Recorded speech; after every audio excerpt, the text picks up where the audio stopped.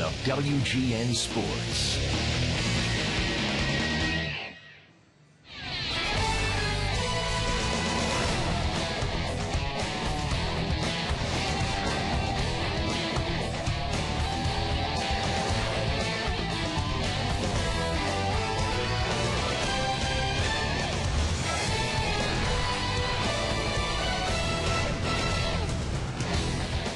We are coming to you from US Cellular Field, where tonight WGN Sports presents White Sox baseball.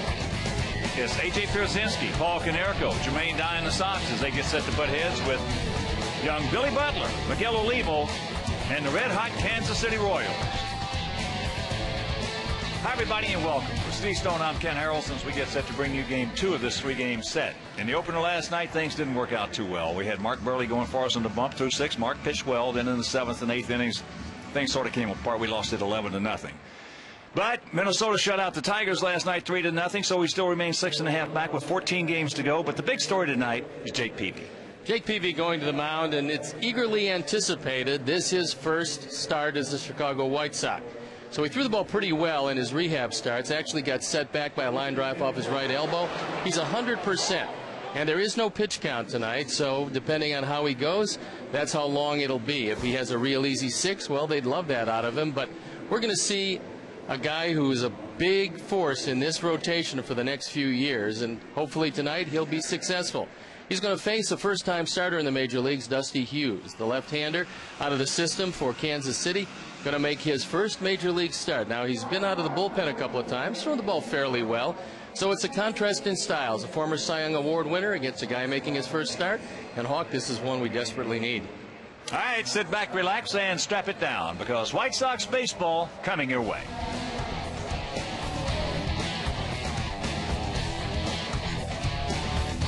Chicago White Sox baseball is brought to you by Miller Lite. There's light beer and there's triple hops brewed Miller Lite. Taste greatness. The Illinois Lottery. Mega Millions can find you every Tuesday and Friday. Mega Millions. Have fun. Play responsibly.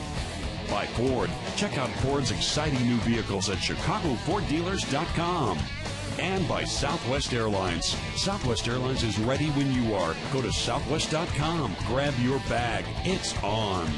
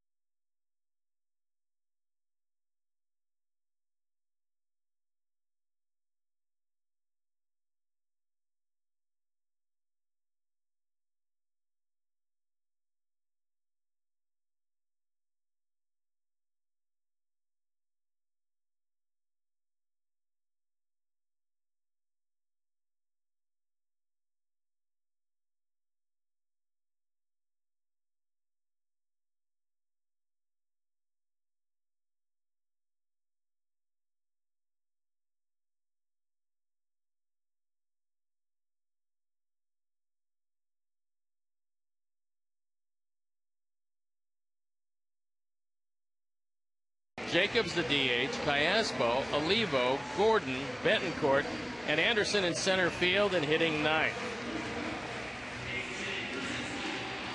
The White Sox defense as they line up behind Jake Peavy, left to right, Quentin, Rios, and Dye. In the infield, Beckham, Ramirez, Nixon, Canerco. A.J. Pierzynski behind the plate. And for the first time in a White Sox uniform, Jake Peavy goes to the hill. This year with the San Diego Padres, he was 6-6, his ERA a tick below 4. He had made 13 starts before he went on the disabled list with a bad ankle. And he's 100% and ready to go. There you see a great walk-to-strikeout ratio. He has a hard-breaking slider and a very good fastball. Here's tonight's delivery of the game, brought to you by Apt Appliance and Electronics Store, with free delivery throughout Chicagoland, including Elmhurst, Wheaton, and Orland Park. And it is the windup of Jake Peavy. He throws slightly across his body, but he has terrific stuff. Won the Cy Young Award in 2007. He's a fierce competitor, and he's going to be one of the building blocks of this team for years to come.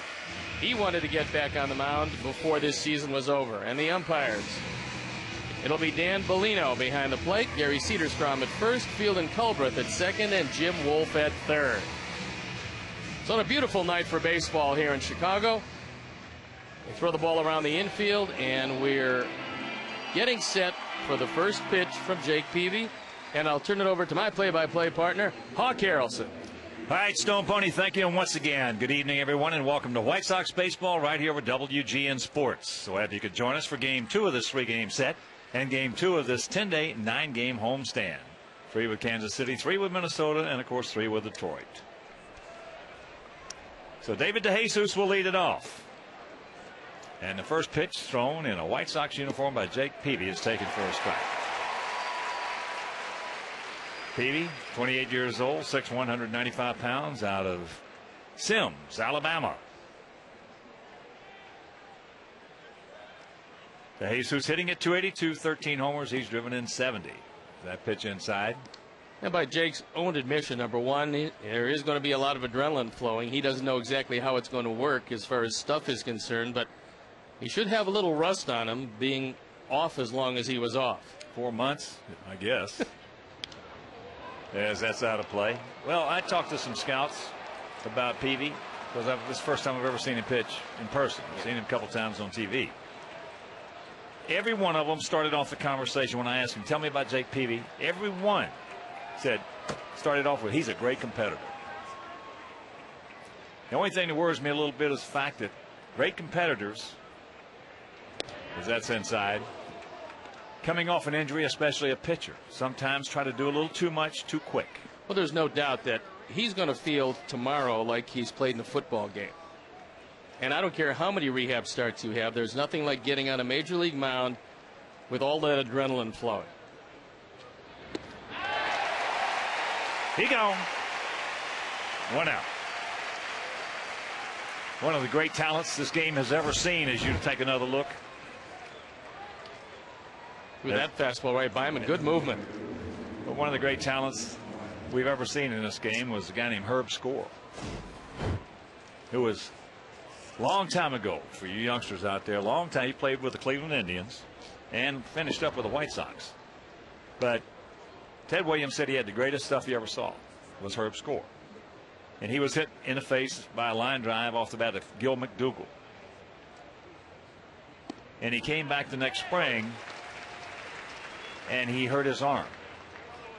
It was indirectly a result of the line drive, because he said there was nothing wrong with my arm. I just tried to throw the curveball too quick to impress people, to let them know as there's a breaking ball strike. I snapped off a curveball and I popped my elbow. So indirectly it was the result of that, because it caused him and forced him to get back too quick.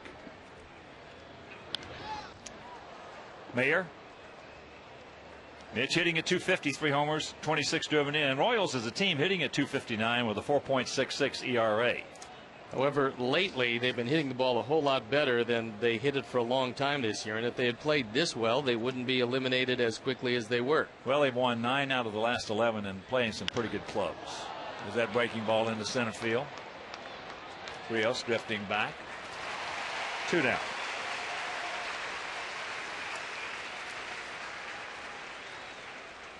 Jake looks pretty composed out there. And to this point, at anywhere from 91 to 93 for the fastball, he doesn't appear to be overthrowing it. Although it's harnessing all that adrenaline, that for a younger pitcher probably would be a big factor. And at 28 years old, he's one of the guys that should be in the prime of his career. First pitch strike to Billy Butler.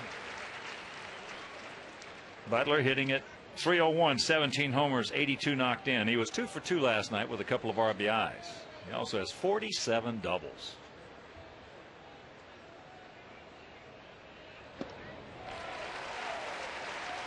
And the count 0-2. And those scouts that I was talking to about Peavy said he is very aggressive. One thing you do have to look out for when you're facing Billy Butler is the ball coming back to you, because he can take it up the middle as well as anybody in the game. He gone. 1-2-3 inning with a couple of strikeouts and a big standing ovation from the fans here for Jake Peavy.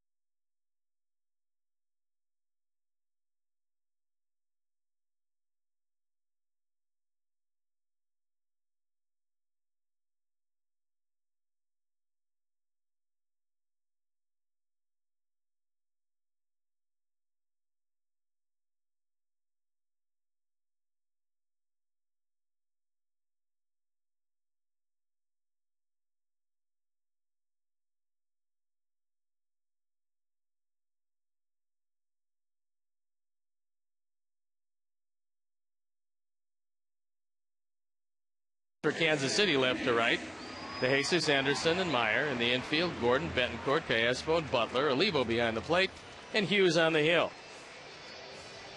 There's a look at Dusty Hughes. He's on for the 5th time. This is his first major league start.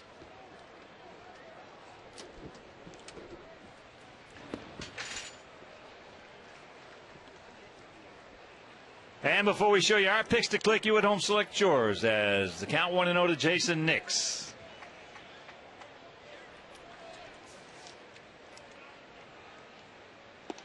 And there's a strike. Jason comes in hitting at .236, 12 homers. He's driven in 30. Sox as a club hitting at .259 with a 4.18 team ERA.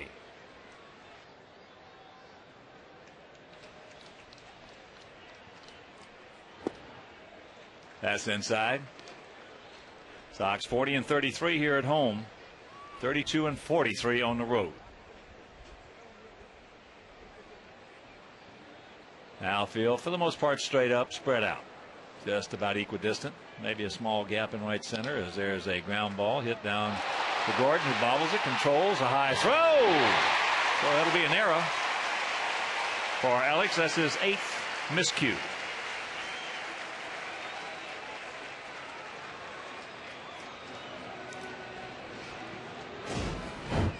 This is a good way to start it.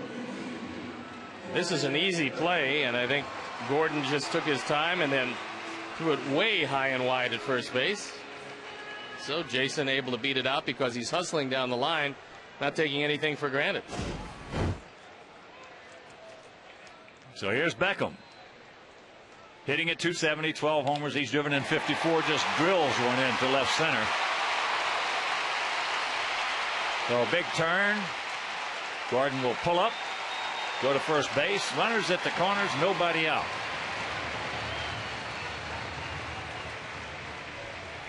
I think normally Gordon might have tried to take second on that. De Jesus did a nice job of getting to it. This is a low fastball. It's crushed into left center field. But with nobody out, might as well not get too adventuresome.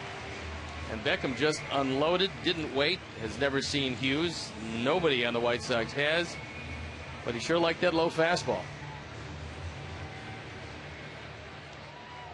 So that'll bring up AJ.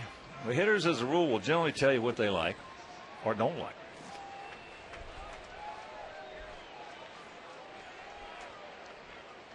AJ 0 for 3 last night. This is the 17th meeting between these two clubs. In the first 16, they have split them.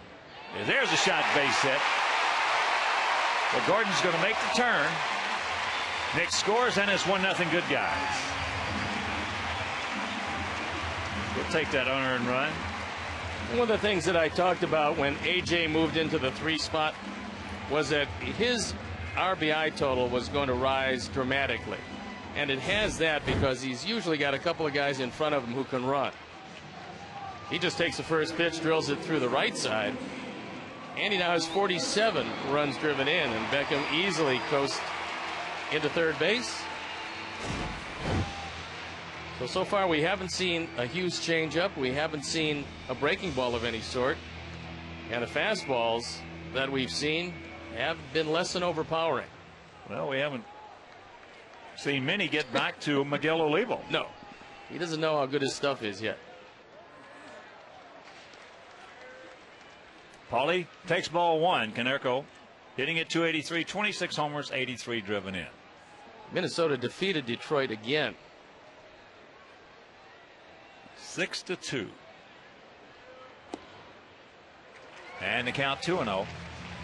They were losing that one and came back against Justin Verlander. You never, ever, never count Minnesota out. Never, ever, ever. Well, you can see they're 2 games back. They've got 5 games left with them. We have 6 left with Minnesota, and we have 6 left with the Tigers. As it should be when you're coming home. Excuse me, we have 3 with Minnesota, 6 with the Tigers. We finish up the season with 3 against Detroit. We have Minnesota coming in here Monday, Tuesday, and Wednesday.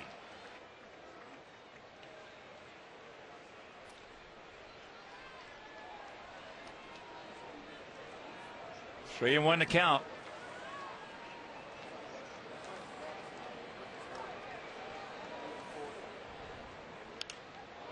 Hit him on the fist into short right field. Mayer comes on, makes the catch, and that is out number 1. Kyle Davies was supposed to get this start, but he's got a rib cage problem. So it flared up, and instead, Dusty Hughes was inserted into the starting rotation. So here's Alexei hitting at 279, 15 homers. He's driven in 65.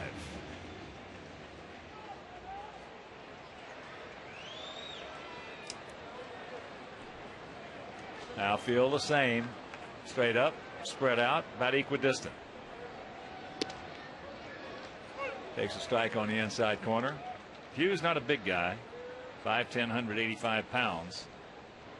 27 years old, out of Horn Lake, Mississippi. Breaking ball. And the count, 0-2. Come on, Alexei, good 2-strike hitter, buddy, right here. Go, you in the black. That's inside.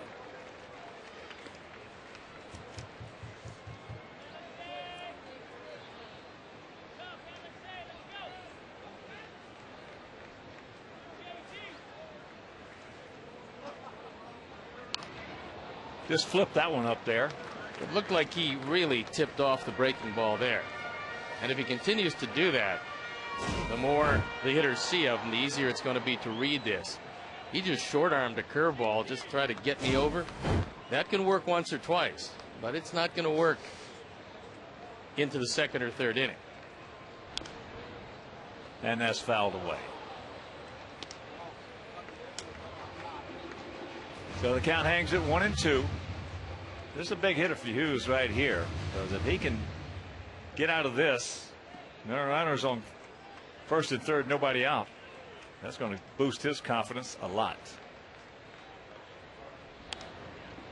And that's fouled back just below Stone Point.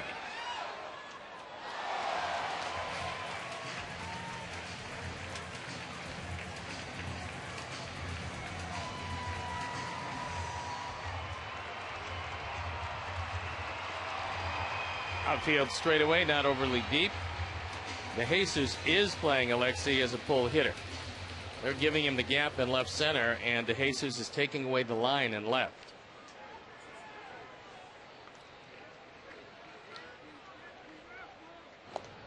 Checks it up. He did not go. So 2-2.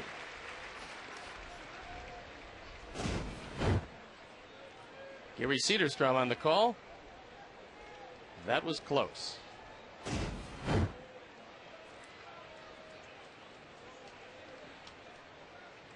AJ, short lead at first.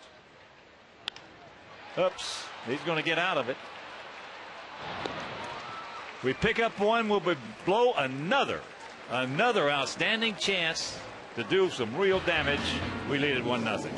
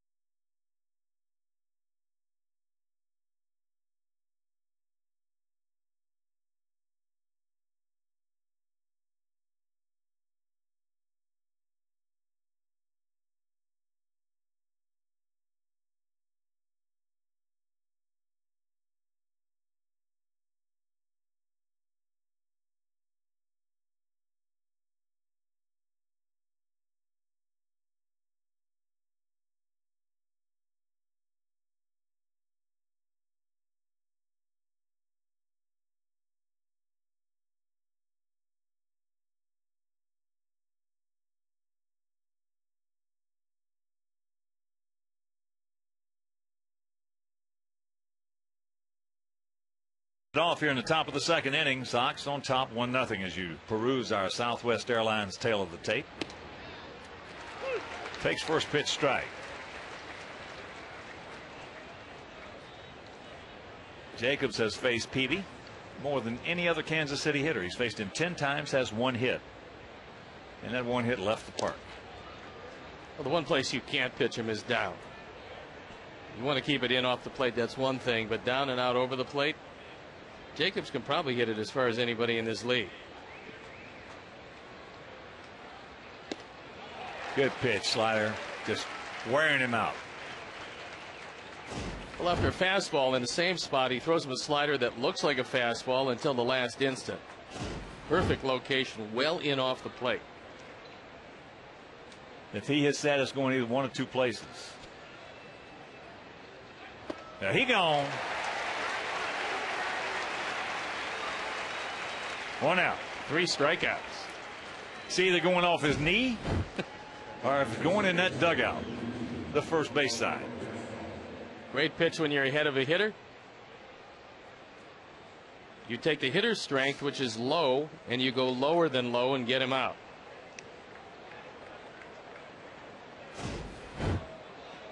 Here's a guy who's been a thorn in our side since he has come into this league. Alberto Callaspo, hitting at .298, 10 homers. He's driven in 67. His hits have been big. He was 1 for 5 last night, and that one hit was a huge one. It drove in 2 runs early in the score.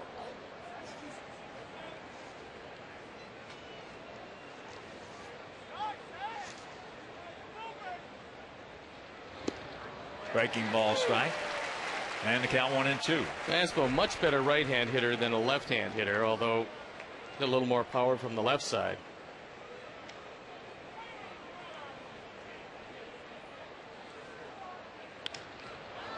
That's into left field. Carlos can't get there. Trout.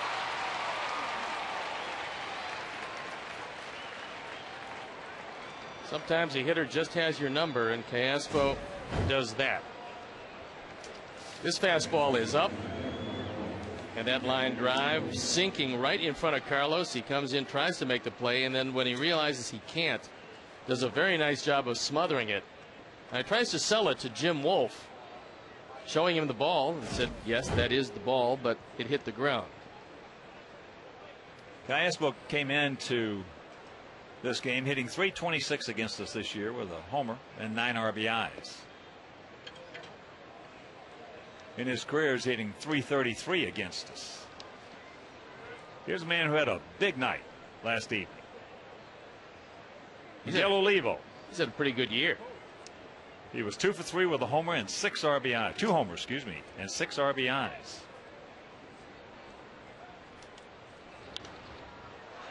Fouls that back, and that's going to be Souvenir.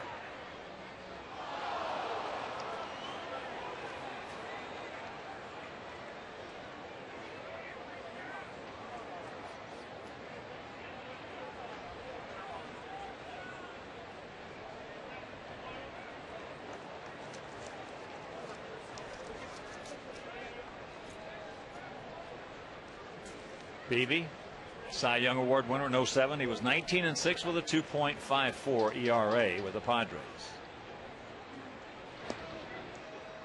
That breaking ball down.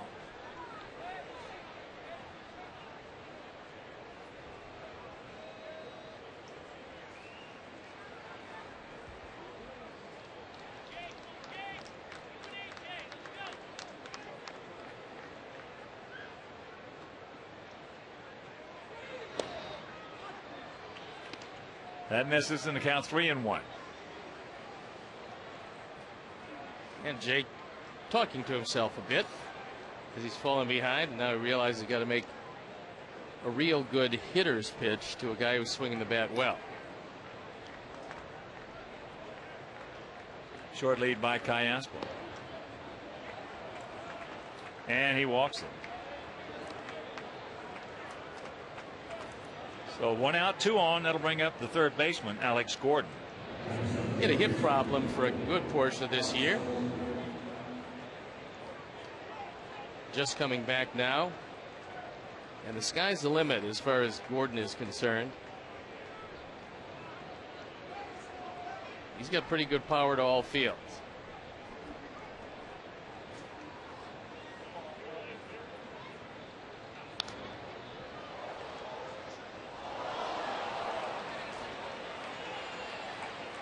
Oh, and 1 to count. Yeah, he can hit it a long way everywhere. Big time power. First round, second pick of the 2005 draft.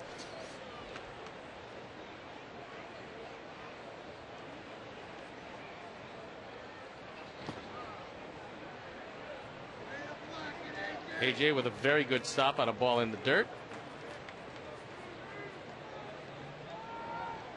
Outfield playing Gordon just a couple of steps into right center field. His natural stroke is to take it that way unless you throw him a breaking ball inside.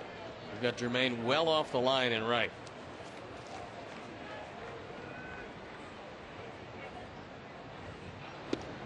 And there's the strike. So the count 1-2. Talking about those strikeouts. In 27 starts in 04, he had 173 in 166 innings. In 05, he had 216.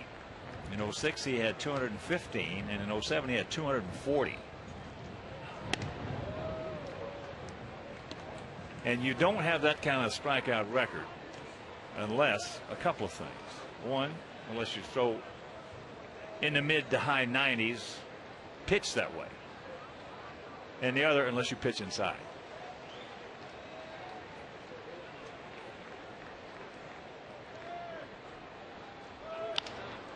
And there's a base hit. So that's going to tie the game up. Oliva, who can run, on his way to third, and it's 1-1.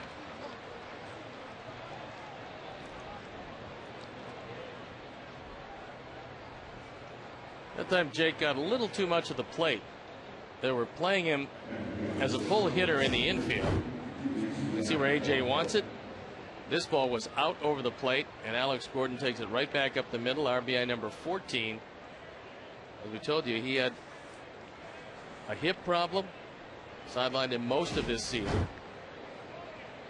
A lot like Peavy, he wanted to get back, get a little play before heading into the offseason. That'll bring up the shortstop, Unieski Betancourt. Takes ball one. Betancourt hitting at 241, 5 homers. He's driven in 40.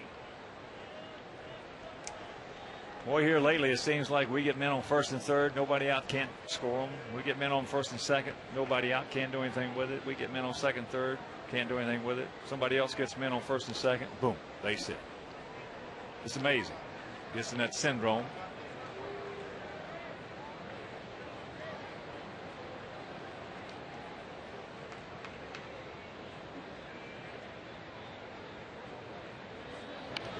There's a squeeze, and it's going to work. Perfect execution on Betancourt's part, but the important part of this is that Miguel Olivo didn't give it away.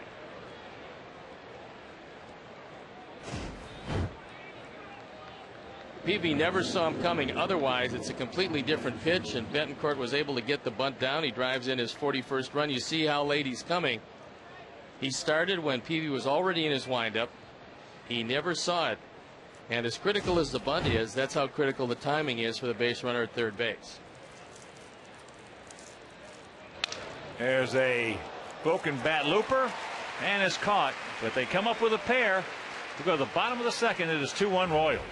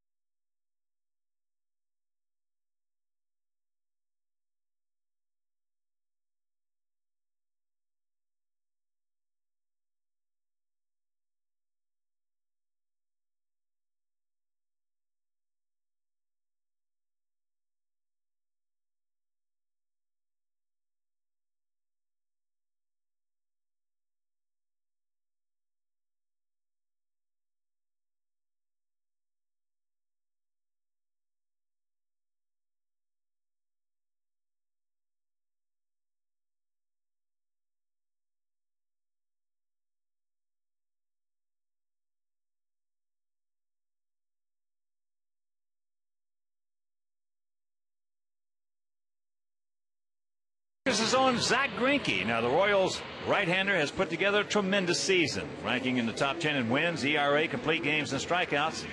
Zach Greinke, tonight's Toyota moving forward.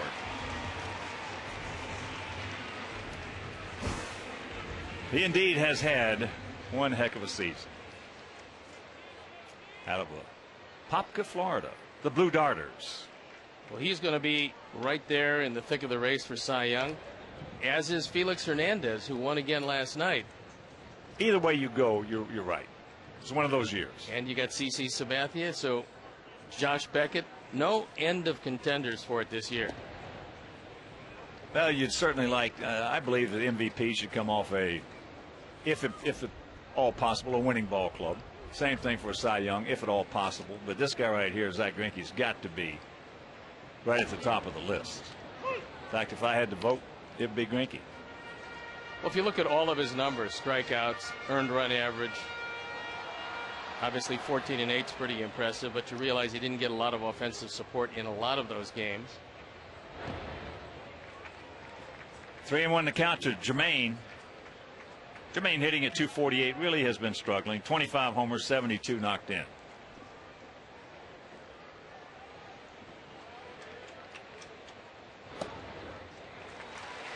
And there's the dreaded leadoff walk. So Willie Bloomquist has moved into right field for Mitch Mayer. All-purpose player, Willie Bloomquist. And that'll bring up Carlos Quentin.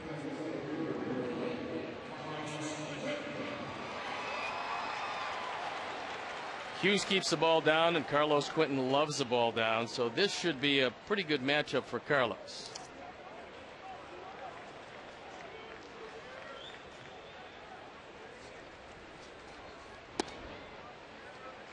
And I want to give a big White Sox shout out and hello and welcome to the King family. Bill and his lovely wife and their son and friends up here in the booth with us. And we had dinner, Steve and I, with them prior to the game as they bid in our auction for White Sox charities. Almost $5,000 for that. And we could tell that Bill watches a lot of baseball on TV. Well, there's no doubt about that. And as far as that $5,000, we thank them very much. Yes. We realize that it's a bargain at twice the price, but you got us for our off-season rate. This is Charlie Wilson, my Charlie Wilson, you know.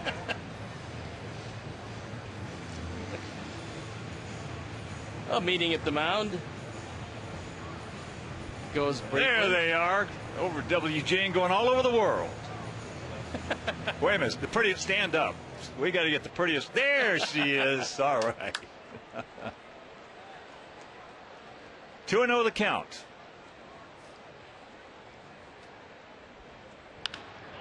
Softly hit. Right off the end of the bat. So we mentioned Jermaine has been struggling. Carlos Quentin has really been struggling. So with one out, let's check out our picks to click tonight. Jim Angiu, our director and the crew, well, they went with Alex Rios, Lisa, Larry, and Tex, and Layla, and Steve. They're going to go with Tyler Flowers, making his first start in the big leagues, and my beautiful Greek wife, Aristea, watching down in Orlando tonight, and also one of my good friends, Bob Flynn, out in California. We're going to go with Gordon Beckham. And of course, those picks are brought to you by Southwest Airlines. Visit southwest.com today.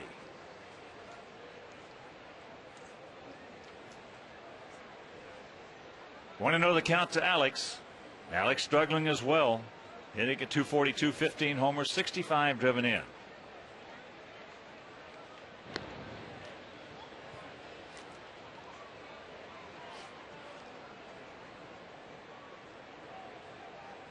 Meyer did not come out of the ball game. He moved into left field. De Jesus is the one who's gone.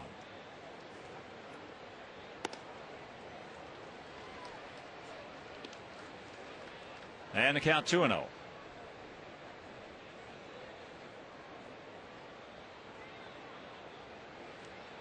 Two runs, 2 hits, 1 error for their guys. 1, 2, and 0 for our guys. There's a strike. Change up.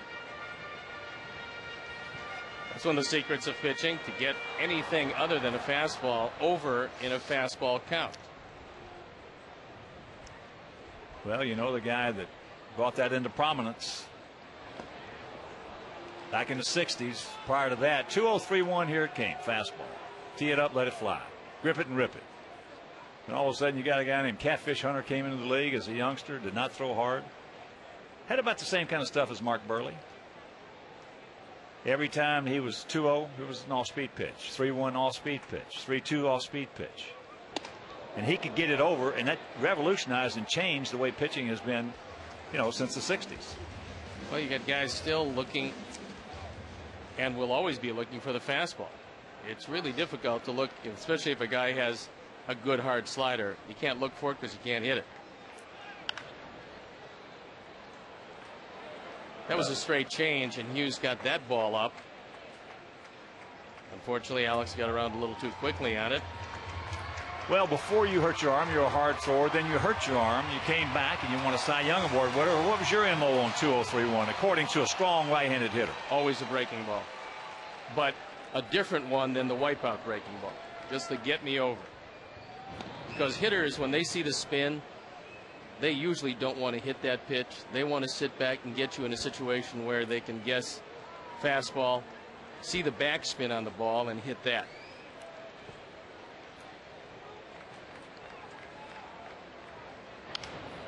As that changeup, throwing a lot of them to Alex, popped up right field, 2 down.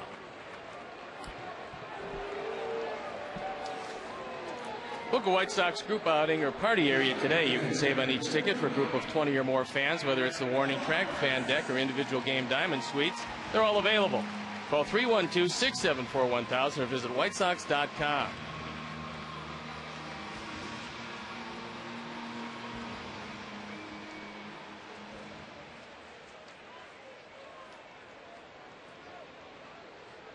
Well, Larry specifically texted me and said, pick Tyler Flowers. He loves flowers. That has got to be some kind of keyboard. It's a gigantic keyboard. It's got to be. Larry's a 110-pound Rhodesian Ridgeback, has very large feet, and a huge keyboard. Tyler with an 0-1 count takes it up high. Tyler looking for his first major league hit. He is 0 for 4.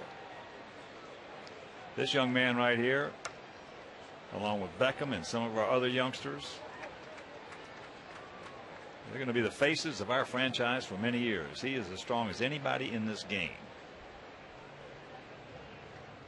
Breaking ball, that misses, and the count 2-1.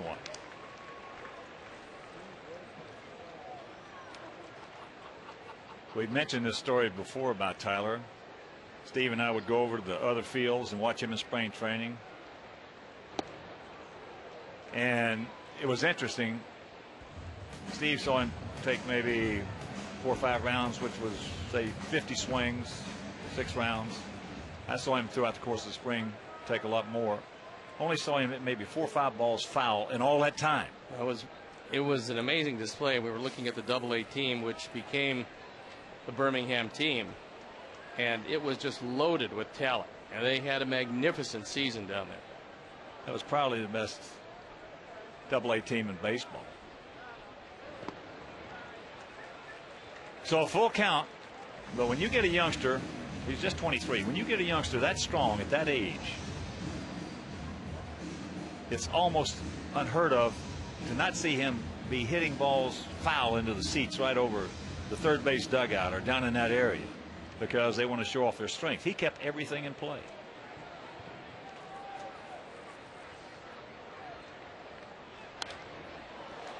Fouls that one back. Was able to stay alive on a fastball, and Hughes' fastball we've seen tonight is anywhere from 91 to 93. He's topped out at 93. But his best pitch and the one he likes the most is a changeup.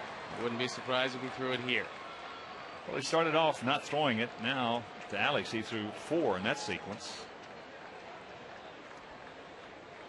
So once again, 2 out in a payoff pitch. And that's ball 4. So a good at bat for Tyler. Second walk of the inning issued by Hughes, and that'll bring up Jason Nix.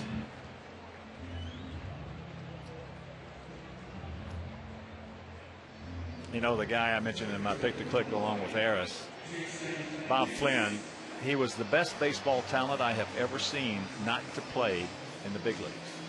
Where did you see him play? We played together. We were teammates. We came up in Kansas City, and he threw over 100 miles as a pitcher.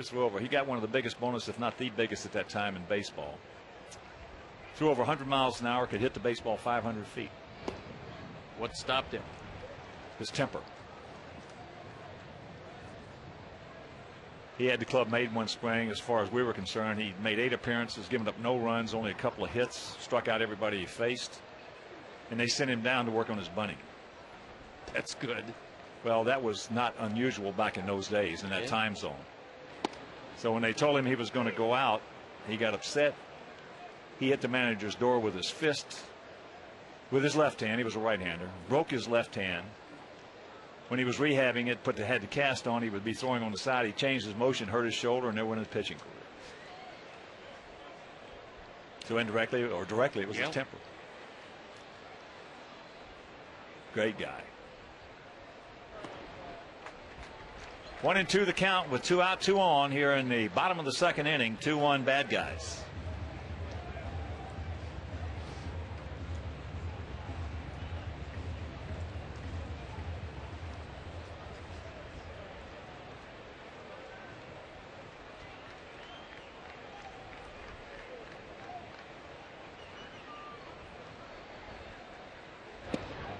Good eye, close pitch.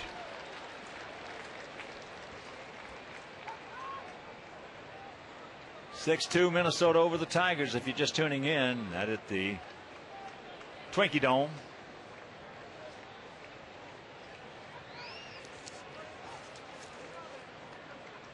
Tigers have now lost 8 out of the last 10. There's a chopper 2-hopper. Gordon, easy play. And that'll retire the side. We strand a pair, and it's 2-1 Kansas City.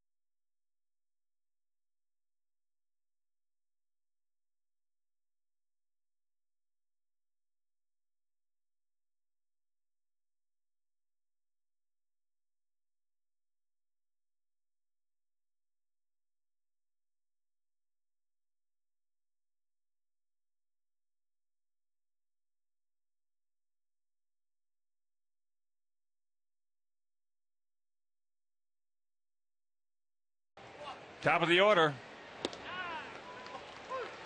Willie Bloomquist will lead it off. De Jesus, we have not heard a report on why he left the ball game. He struck out his first at bat leading off the game. And Bloomquist having a pretty decent season, hitting .271. Especially when you consider how many places Trey Hillman has played him. He's played him everywhere.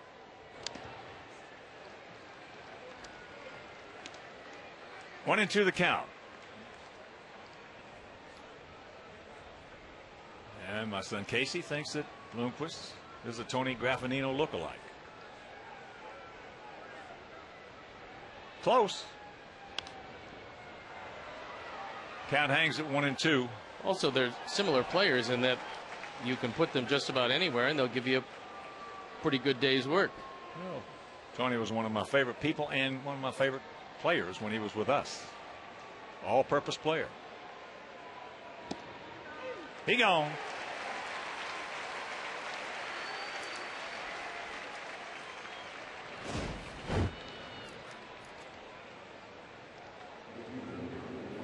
Well received by AJ as he framed it for Dan Bellino. Bloomquist thought it was down.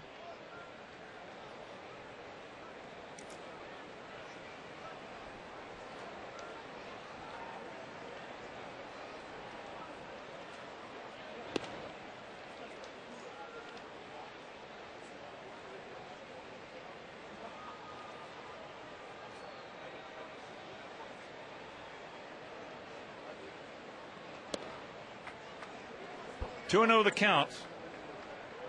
The Mayor. He went out to center field.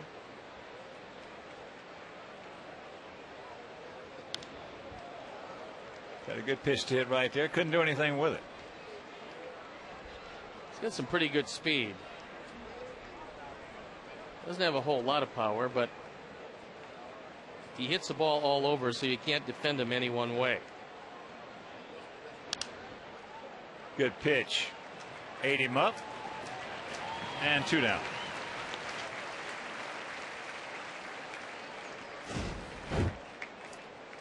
Good slider right in on his hands. From our Southwest RoboCam, we'll take a look at pitch that you just can't do anything with. It's a right-handed slider right in on the hands of a left-hand hitter. And vice versa. We've seen a lot of great lefties throw a back foot slider. Right-hand hitter. We think of Steve Carlton. We think of Ron Guidry when we think of those pitches. Sparky Lyle. Sparky Lyle, another one with a really good one.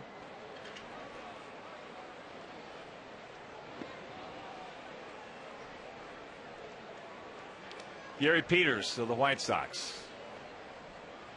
I used to hit against him with a basketball knee pad on my knee.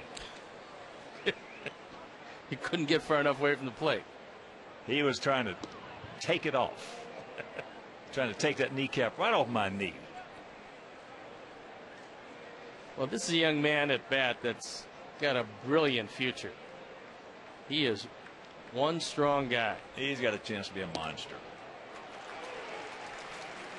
Just 23 years old. And hitting third in the major leagues. He's just scratching the surface of his power.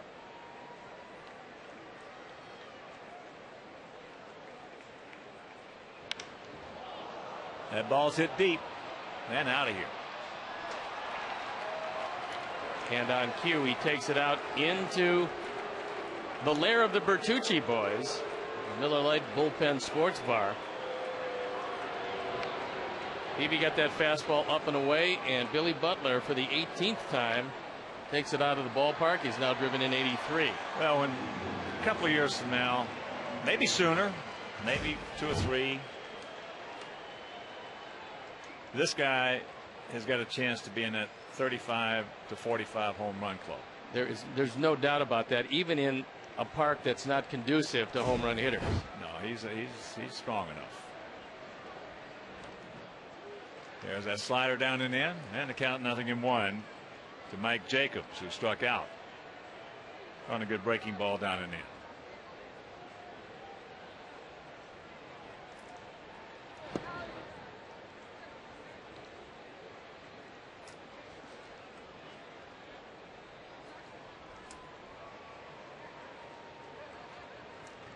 Three-one bad guys here in the top of the third.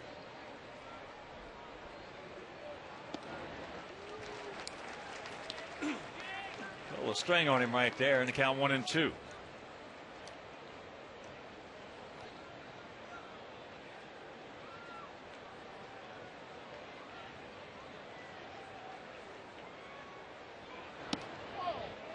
Good pitch, didn't get it. Jacobs had to lay off this one because he couldn't hit it. He just had to hope that it wasn't called. That ball went across the plate, belt high, caught the front part. It's academic, but the home run by Butler, opposite field, and it is Kansas City by 2.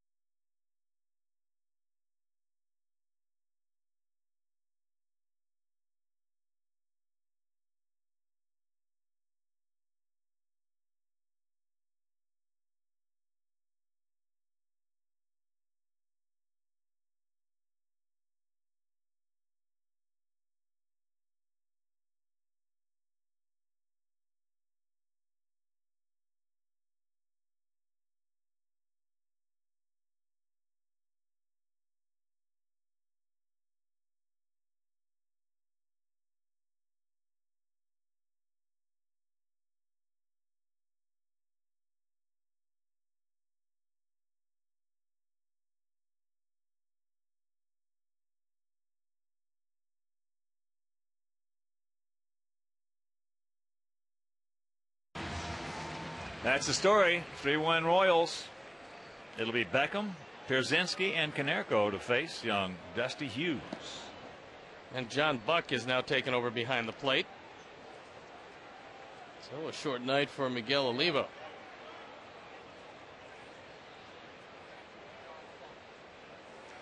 They're falling like flies. We got them right where we want them. It's a pretty good breaking ball down in the end, and the count 1-1. That's the first slider he's thrown. He's thrown a slow curveball, and he's thrown some good changeups. And here's another changeup.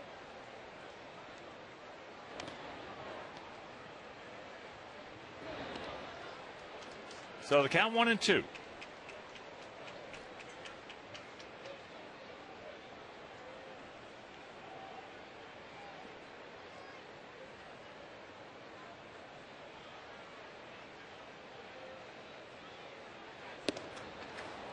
Gasses him upstairs. 1 out. First strikeout for Hughes. Host a private party at U.S. Cellular Field in the Terrace Suites. Take advantage of an enclosed setting with outdoor balconies and a private seating area for your group. Buffets are available. Book a Terrace Suite today by calling 312-674-1000 or visit whitesox.com. Here's AJ, an RBI single in the first inning.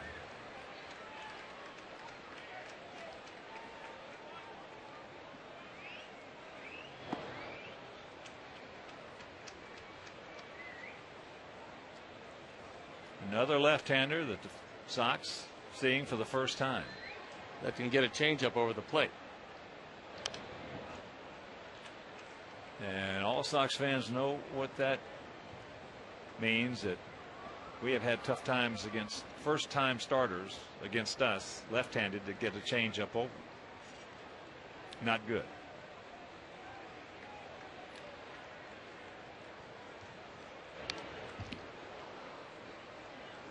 Now he's starting to spot that fastball, which makes the changeup look a whole lot better. Time he got it inside to AJ in a good spot.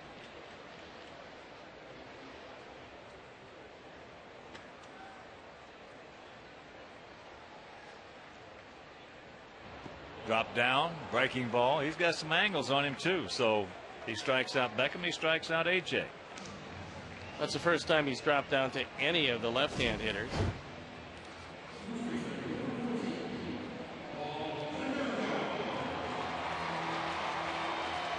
It's a good breaking ball, the first one that AJ has seen, and he doesn't get any part of it.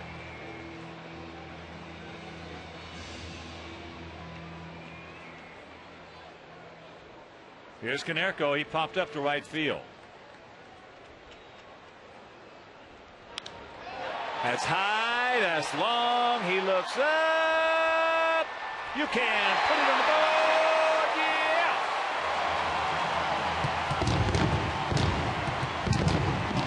Number 27 for Konerko. And it's a 3-2 ball game. Schools of thought on a first pitch changeup. One is that you're not changing up off anything, and so it's a little easier to hit. Ball was able to stay back. He's now driven in 84. It's our fourth drive of the game, and it's a first ball changeup on the inner portion of the plate. Ball gets it up in the wind and takes it out.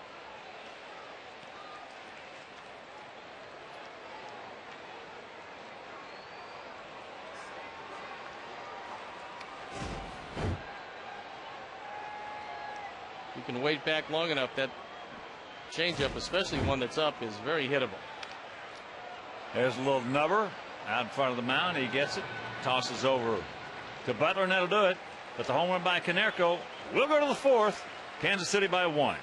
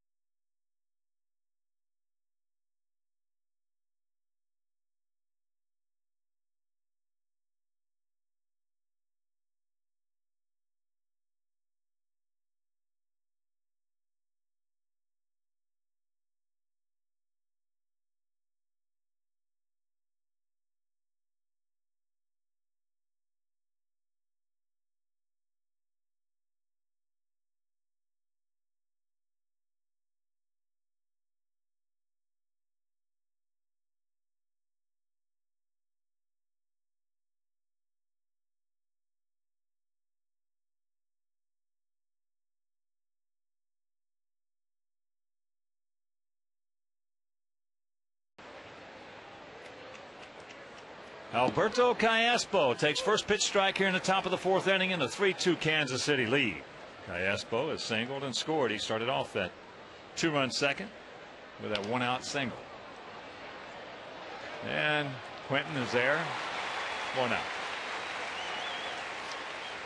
Mark your calendars for Sox Fest 2010. It'll take place at the Palmer House Hilton January 22nd through the 24th, presented by Miller Lite, Pepsi, and the Palmer House Hilton. For more information, visit www.whitesox.com/community. So here's John Buck making his first plate appearance. We don't know why Miguel Olivo was taken out. That home run by Konerko, number 27, and of course with that home run, the Alex Nelius family will donate $100 to White Sox charities for every Sox homer hit throughout the course of the season. That is number 171. So that means $17,100 donated by Alex Nelius in loving memory of Ursula. Alex is well over $200,000 in his donations to White Sox charities over the years.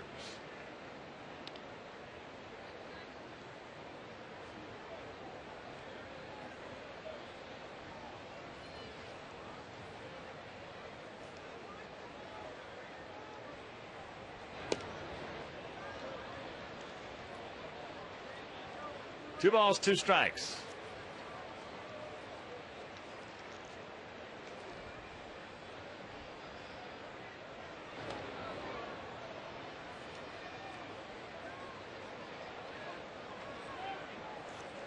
Full count to the 29-year-old receiver.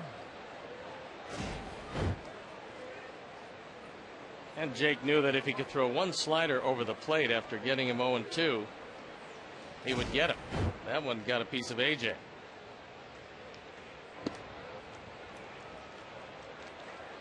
So that is the second walk issued by Peavy. The first one was to Olivo back in the second, and he came around to score. Jake missed with 4 straight sliders on 0-2. As you mentioned earlier, you know, you miss 4 months out there, you're going to be rusty. There's no question about it. I would have been absolutely shocked if he was hitting his spots. You just can't take that much time off and expect to come back with great stuff. Should be. Rack him up. And that'll retire the side. We'll go to the bottom of the fourth, trailing by 1.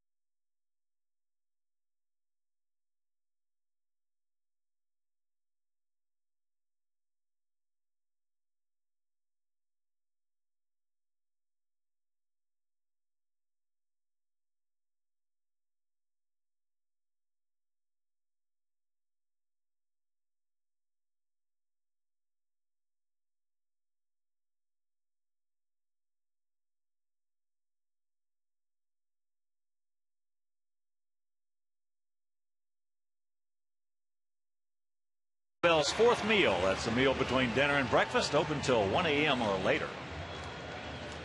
And of course, that is one of Lisa Stone's lovely, lovely wife, Lisa. She loves Taco Bell, doesn't she? A little too early for her right now, but a few hours from now, maybe. Jermaine was not enamored with that call by Dan Bellino.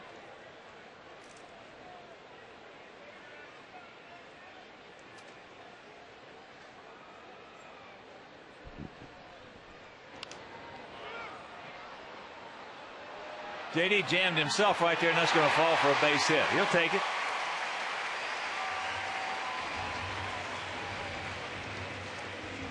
And the one thing that they do give up with Callaspo is range. He doesn't have a whole lot of it. Little pop up to the right side. No chance for Bloomquist, who is playing deep. And Callaspo just sees his ball drift away from him.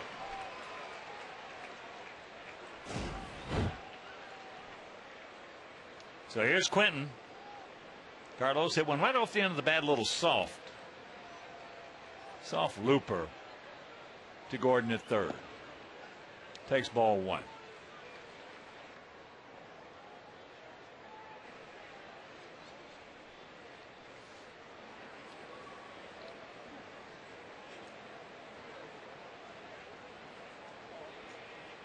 Outfield about equidistant, slightly to the left. They're spread out.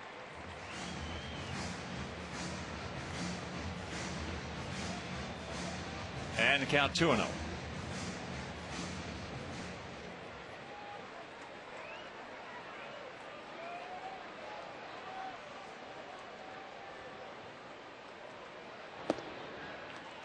Three and nothing.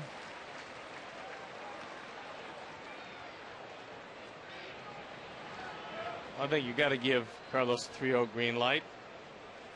I don't know, with nobody out, you want to try to get something going here. Certainly with maybe one or two out for sure, as he takes strike one.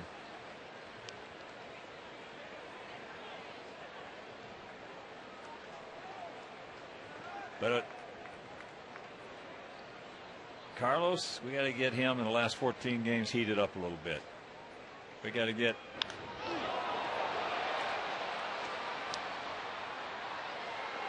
That's the only place that ball was going to go if it was hit hard. We got to get a few guys heated up for the last 14 games.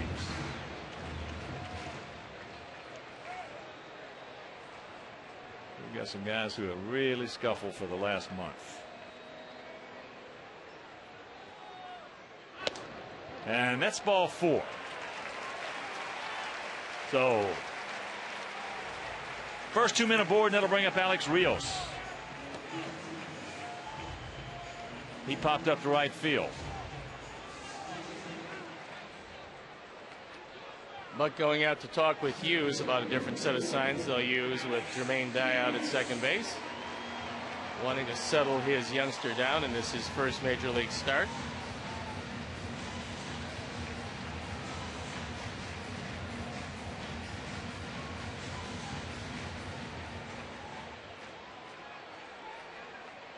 Jake Peavy in his first start in the White Sox uniform tonight, if you're just joining us. And there's ball one.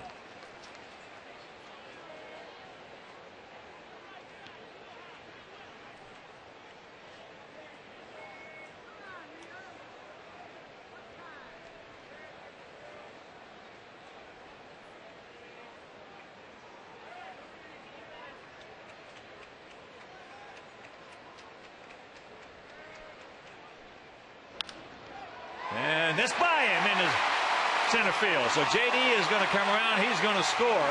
Watch out. Now get back. He knew what he was doing. He saw there was nobody around first base. Alex did. Harold was screaming at him. He just I knew where I was. It looked to me like Jermaine Dye might have screened Betancourt at shortstop, because that ball was pretty much well at him, and he didn't react to it very well. It's a changeup. Alex hits it pretty hard. And Betancourt just actually had the ball, as he dove, go over his glove. Making the big wide turn. Harold is yelling to get back. That's a lot of emotion for Harold. Because he saw Carlos not going anywhere at second.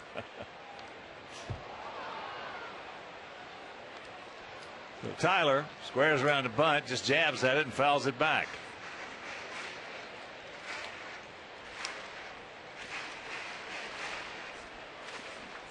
I'd be willing to bet that Tyler Flowers hasn't been asked to bunt too much during the course of his career. This may be a first. Corners in real close, especially Butler. He's going to. And that's going to go foul. Butler's just going to take the bat right out of his hands right there. But that's exactly what he should do when he sees that guy turn around, come in, sees him turn around, just absolutely put the pressure on him.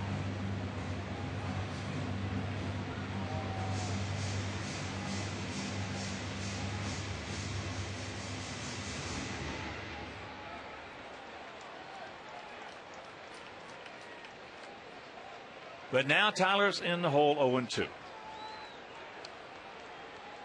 Flowers walked back in the second inning. And Butler's going to stay in close. And Gordon at the cut of the grass at third. Now Butler's going to go back.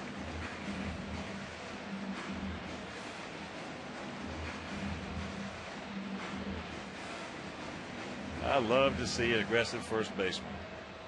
Aggressive first baseman over the course of the season can save you a few ball games.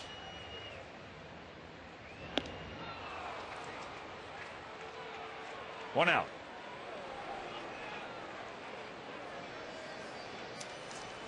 Visit the official online shop of the White Sox at whitesox.com. Browse the largest online selection of authentic team gear, including official caps, t-shirts, jerseys, collectibles, and more. Get your team gear straight from the source. Shop the whitesox.com shop. Yabuta.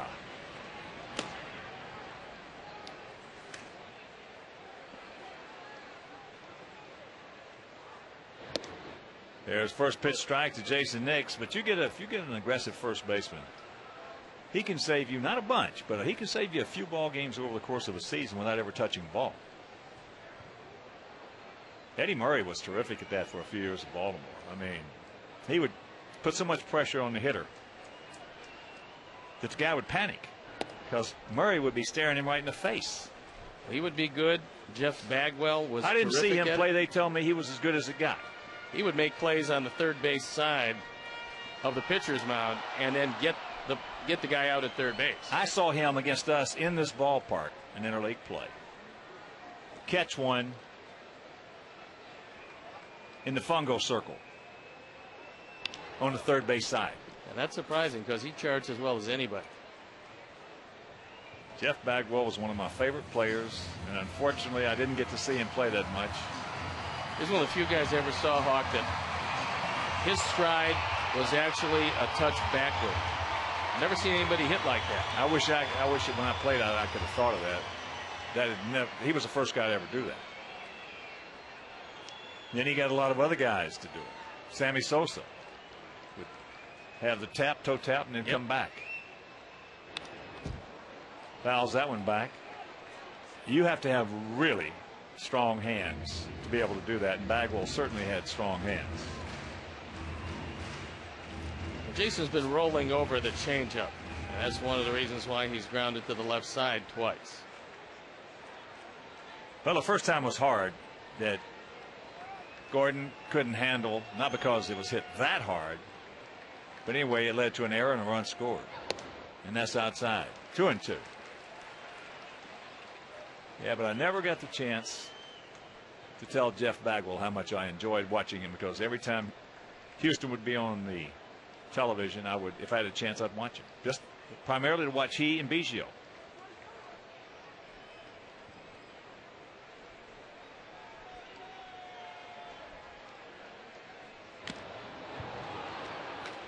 Strikes out Nix. This is looking more and more like a redo of the first inning. Goes higher than high with that fastball, and Jason just gets just a slight piece of it, but tips it right into Buck's glove. So here's Beckham. He singled on the first pitch he saw from Hughes back in the first inning. Then he struck out leading off the third. When Hughes didn't work him in and out, he worked him up and down.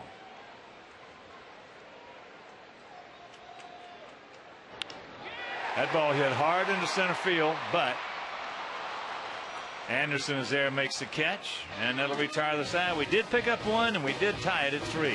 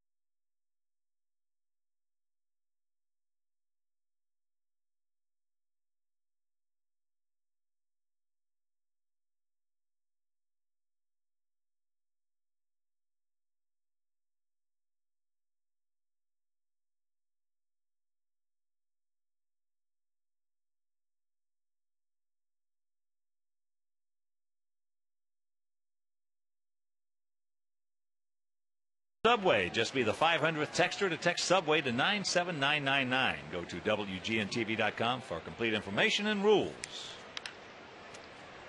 First pitch. One pitch, one out. Betancourt is retired. He had a squeeze bunt back in the second inning. And did it very well. Wonderfully timed. Well, as you described back then, the key to that play is the runner at third. If he tips it, then the hitter has a problem because he's usually going to see one up and in. Used to be. Not today. Not today. We discussed that, I think, about a month ago. Yes. When you were pitching, Well, if you saw that, if he gave it away at third base, that right-handed hitter was going down. There's no question about it. Well, the catcher knew, regardless of what he called, right, it was going to be an inside fastball. As DJ Carrasco and Randy Williams throwing in the pen. Yeah, but today managers want them to throw the pitch that was called. Doesn't make a great deal of sense, especially if it's going to be a breaking ball down. Because you throw it in the dirt and you got a problem.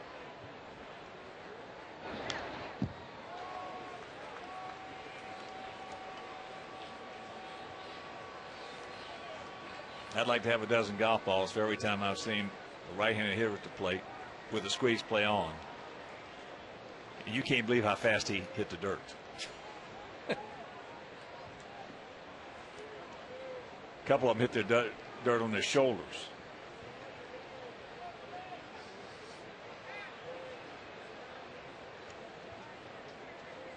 Anderson, who looped out to Alexei, takes that inside. And the count 2-2. Josh came in hitting at 241 with a homer and 23 driven in. So with what we're seeing, double-barreled activity down in the pen, I would imagine this is going to be it for Jake Peavy. Well, he's right now about to deliver his 68th pitch. And I would think that if he gets through this without any trouble at all, they will consider it a job well done. And that's chop foul.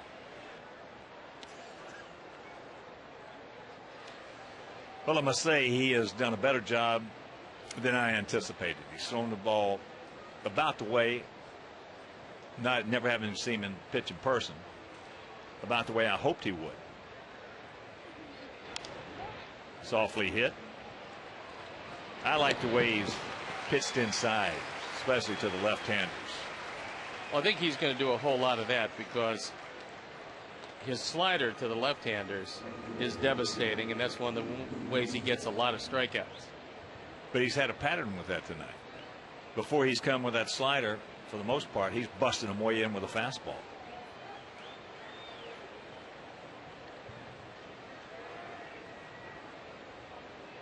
So here is Bloomquist.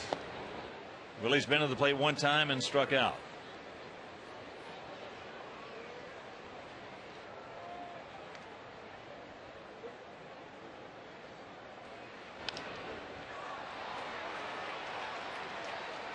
High pop up. Nix calls for it. And a 1-2-3 inning. The second one that Peavy has had halfway home, tied at 3.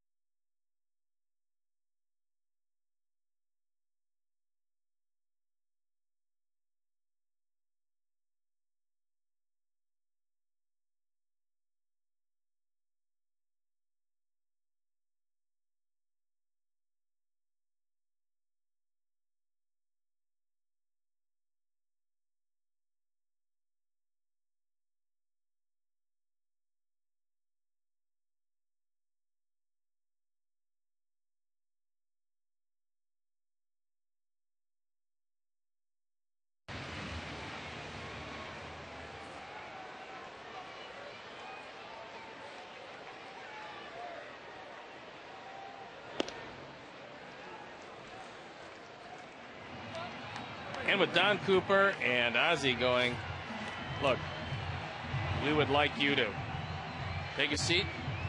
Jake Peavy lobbying for one more inning. He said, I feel good. We'll see how that works out. Well, that's what we were talking about before the game and during the first inning, that he's such a terrific competitor that sometimes they just want to do too much too quick. And I'm glad that hopefully they're taking him out. I would think so at this point, but nobody's up in the bullpen throwing, so maybe he talked him into one more inning. 3-3-1 for them, 3-5-0 for us. Each team with one home run. If you're just tuning in, Butler for them, Konerko for us. AJ, an RBI single and a strikeout. Fouls that one back. Count hangs at 1-2. And we'll send out a big White Sox hello and shout out and congratulations to the parents of Brandon Michael Miskell. To Michael and Erica, because Brandon, our newest White Sox fan, is 1 year old today. Their granddad gave me a picture of him, and he is just gorgeous.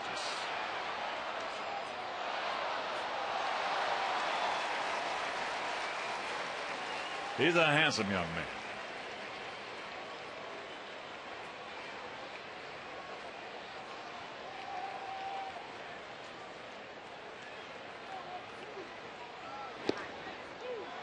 Dropped down, that time with a fastball. AJ, when he dropped down, probably it registered breaking ball in his mind, and he comes with the express.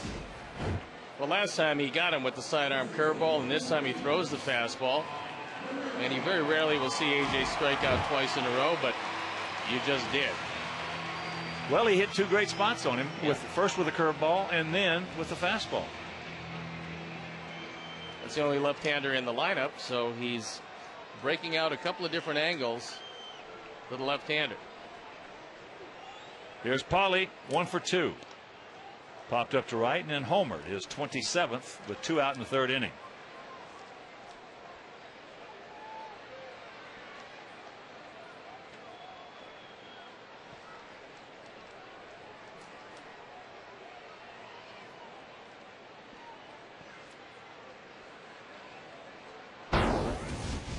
In the third inning, Paul saw first pitch changeup.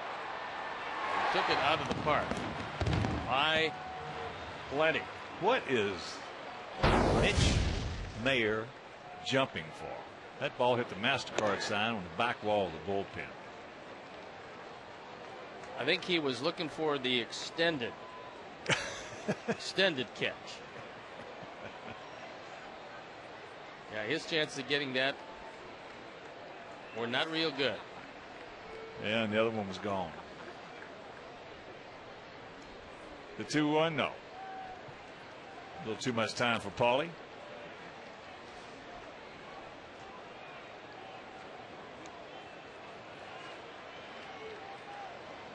And they want to get together. White Sox baseball is brought to you by Apt. Save 15% instantly on all Energy Star major appliances at Apt in Glenview. Pleasing people since 1936. Yeah, here comes the trainer. Apparently on the last pitch, Hughes didn't feel real well.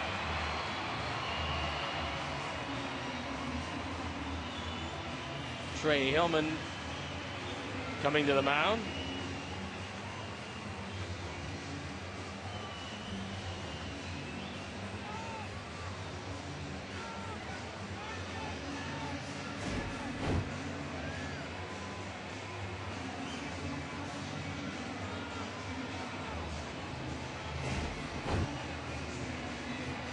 And that's going to be it.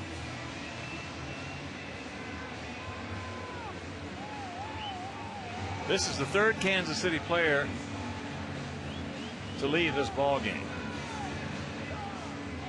David DeJesus was the first. Miguel Olivo was the second.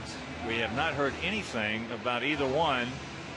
And now Dusty Hughes has departed. and we'll be back.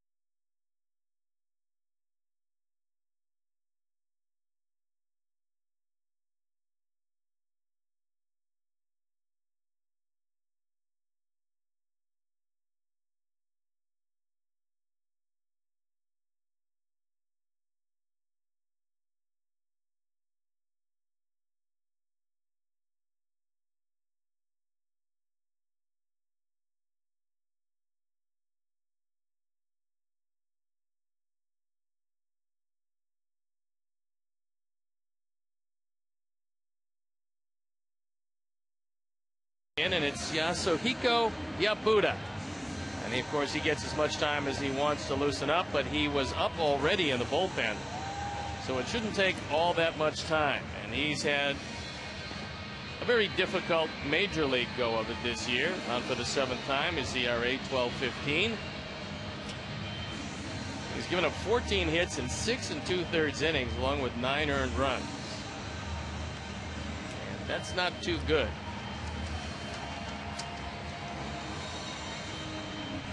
Now, while we have a moment, let's check out our U.S. Cellular text poll question. Believing something better. Should Zach Greinke win the season's American League Cy Young Award? A, yes, B, no. Just text A or B to 97999 and watch for the results later in the game. Well, we've been taking a look at some of the ERAs. Greinke leads at 2.14. Felix Hernandez at 2.45 is second.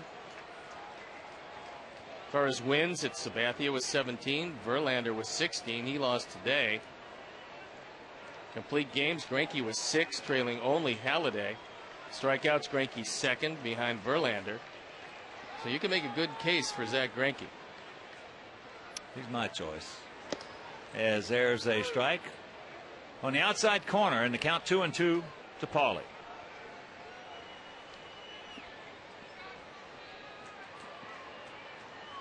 Bit of a gap out there in left center.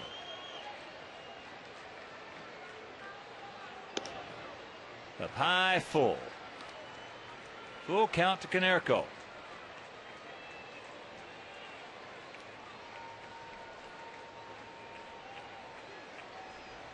Tony La Russa's Cardinals defeated Lou Piniella's Cubs 2-1. Well pitched. Carpenter and Dempster. And there's ball 4.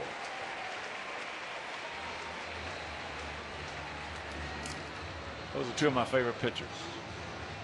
Carpenter's had a magnificent year, and right now Ryan Dempster throwing the ball as well as anybody in the league.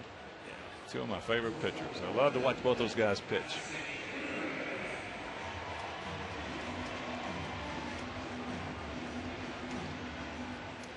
So here's Jermaine. Well, check that. Alexei. Jermaine on deck. Alexei 0 for 2. He's hit into a double play and then bounced softly back to the pitcher as he Gets jammed on that one, flares it souvenir right side over the Kansas City dugout.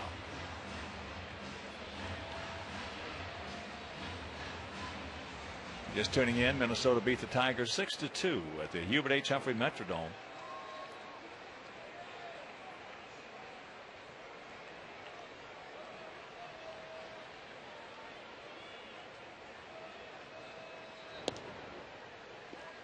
There's going to be a few teams that are going to celebrate when the Twins no longer play there. Historically, it's been as good or better than any home field advantage in the major leagues. Well, you know, as there is a strike, and the count 1-2, they won 2 world championships. Yes, 87 and 91. And never won an away game. And never lost a home game. Well, that's what, how can you? You can't. 8-0 never won an away game. As that's a base hit in the right field. 8-0 and 0-6. But they picked the right years to go to the World Series. The years where it ended in the American League ballpark. Of course, Jack Morris had something to say about that in that wonderful 10-inning 1-0 shutout. There was a tough guy. Well, he was another one of my favorite pitchers to watch. He threw a no-hitter against us at the old park in that Tiger uniform. He's just a tremendous competitor and a real tough guy. Well, that's why I like to watch him pitch. He would battle his behind off. You know, Jack McDowell was one of my favorites too. Jack would go out there with nothing. Absolutely nothing. First thing you know, you look up, 7th inning, it's a 2-1 ball game. Battle his behind off. But he's got to stay out of the blogs. Apparently.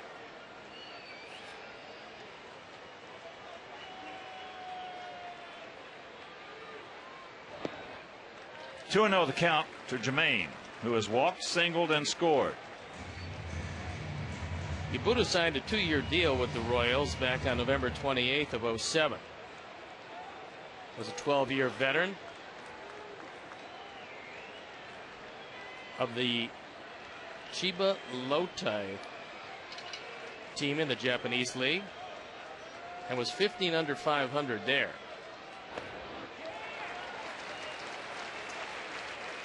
Three 3-0 the count. Don't help him out. Quentin on deck.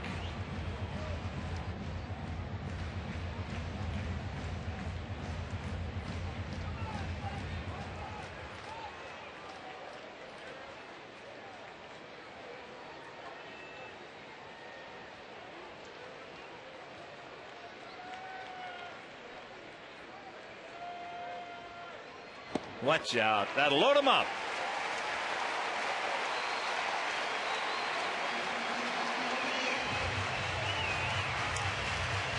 So Ibuda has come in, given up a walk, a hit, and a walk. And here's Carlos, who is 0 for 1 with the base on balls.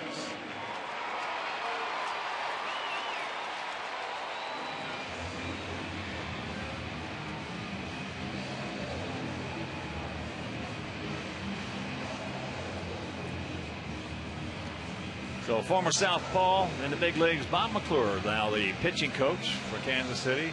McClure, a crafty, sly left-hander. Great move to first base.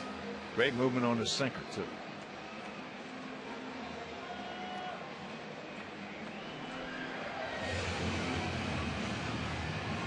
And that walk. Don't tell me Buck's interpreting now. Could very well be. Maybe Dan Bellino's going out there to interpret. But that walk, Paul Konerko was charged to Hughes. So while sitting in the training room, tending to his arm, he could wind up the loser in this one. Well, the youngster making his first major league start in just his 5th appearance did not pitch poorly at all. Had a rough first inning. First hitter next reached on an error. He came around to score. Threw the home run to Konerko. But right here, Sox packed with good guys. And here's Quentin.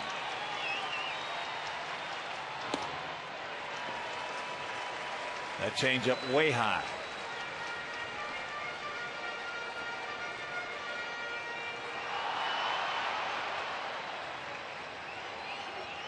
He's the one in trouble, not you, Carlos.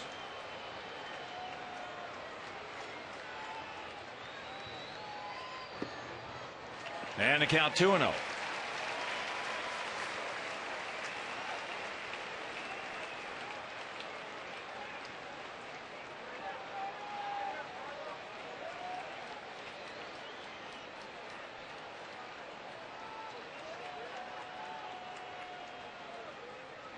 Not even close.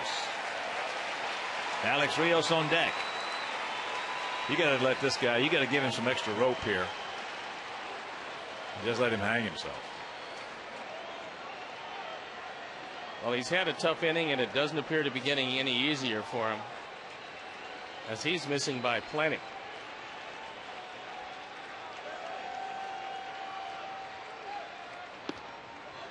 There's one.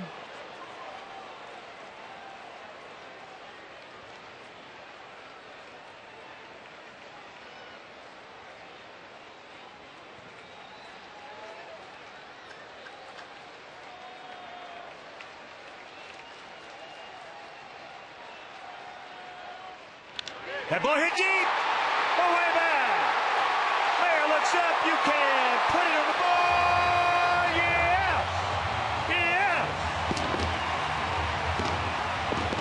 A grand slam homer for Carlos Quentin. And it is 7-3.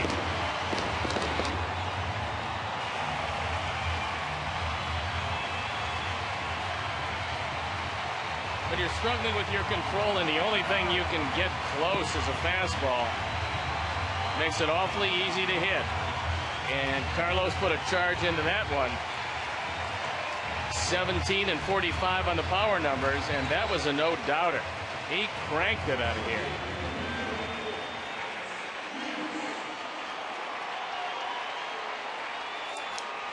So here's Rios.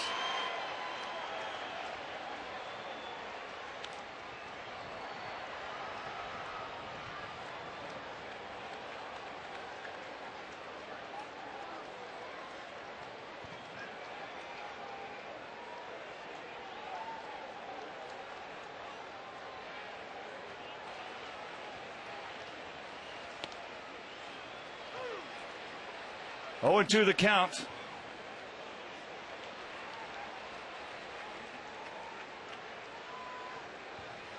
Rios, an RBI single, last inning.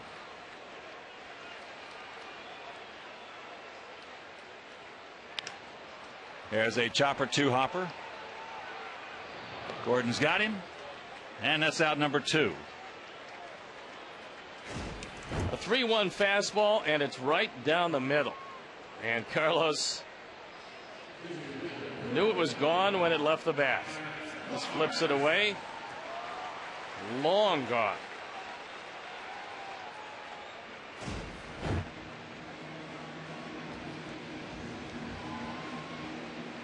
So here's Tyler. Flowers is 0 for 1, a walk and a strikeout.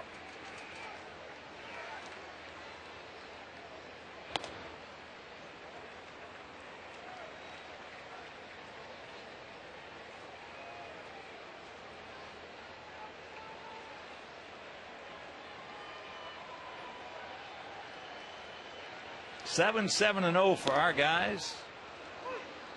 3-3-1 for their guys. Here in the bottom of the 5th inning. And for Hughes, it was 4 1/3, 4 runs on 5 hits, 4 walks, 5 strikeouts, and he is the pitcher of record.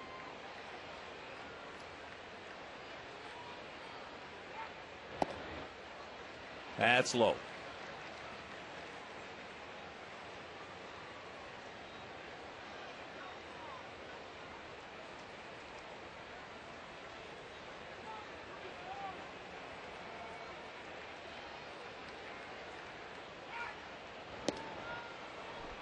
Pull the string on him.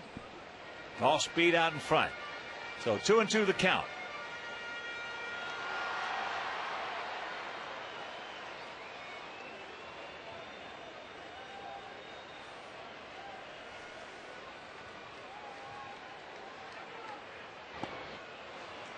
Got him, but some damage is done. A couple of walks, a base hit, the grand slam homer by Quentin. Sox lead at 7-3.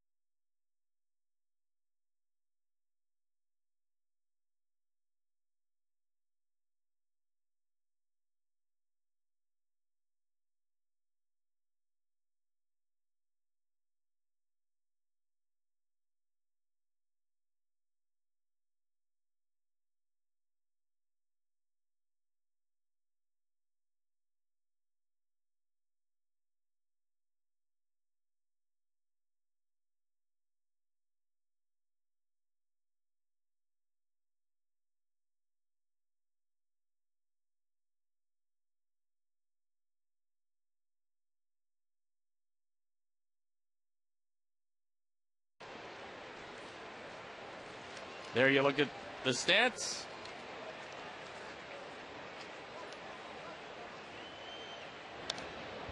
Pass foul back off the bat of Mitch Mayer. And the count 0-2. Mayer has gone out to center and grounded to first. Well, overall, it was better than I expected after Jake Peavy missing 4 months, coming off that shot, that rocket he took off the elbow, and coming out and throwing the ball the way he did. And the thing I liked as much as all this, what I had heard about him, he didn't want to come out. No, he certainly did not want to come out. Was lobbying for another inning, and he gave up only 3 hits in 5 innings. All in all, pretty successful performance, and he leaves with the lead. Can win his first game.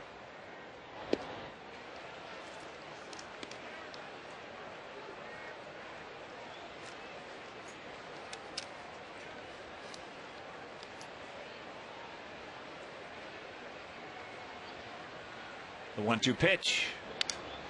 Softly hit, broken bat, 1 out, and right now let's check out our AM/PM player of the game. It is the 28-year-old right-hander Jake Peavy.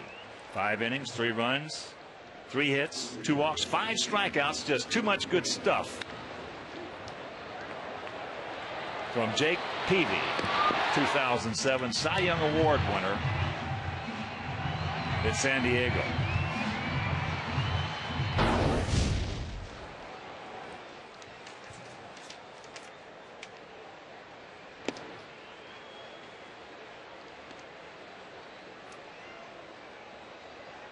Billy Butler is 1 for 2, a strikeout. Peavy got him with a good slider in the first inning, and then threw him a fastball up out over the plate that he hit into the Miller Lite Bullpen Sports Bar.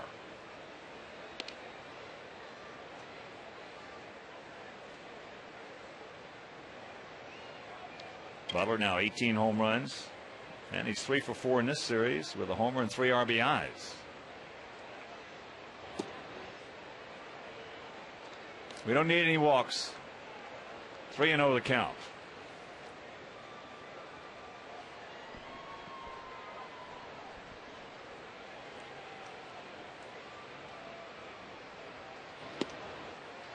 There's one.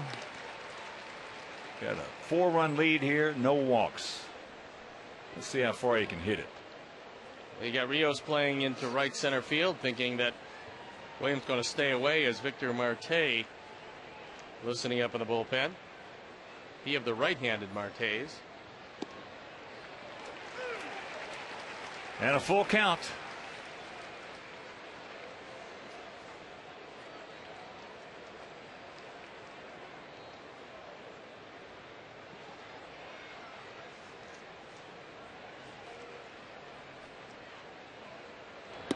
He gone. Good comeback by Williams.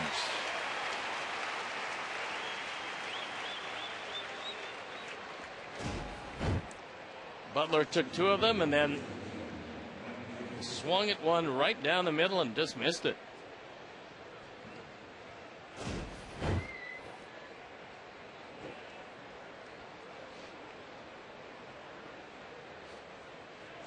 So here's Mike Jacobs, 0 for 2 with a couple of strikeouts.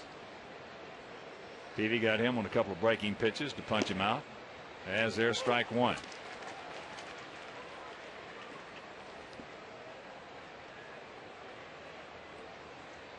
Williams has good enough stuff to pitch up here in this league.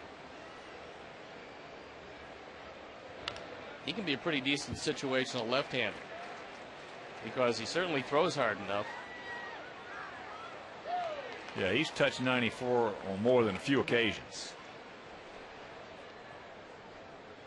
But you got to throw strikes. I don't care how hard you throw.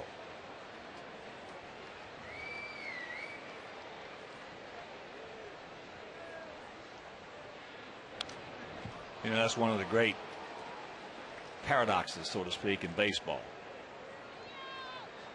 You got to throw strike 1. I'm talking about to be a successful major league pitcher. You got to throw strike 1. You got to throw strikes. But yet on the other side of that page, your great pitchers probably throw the fewest strikes.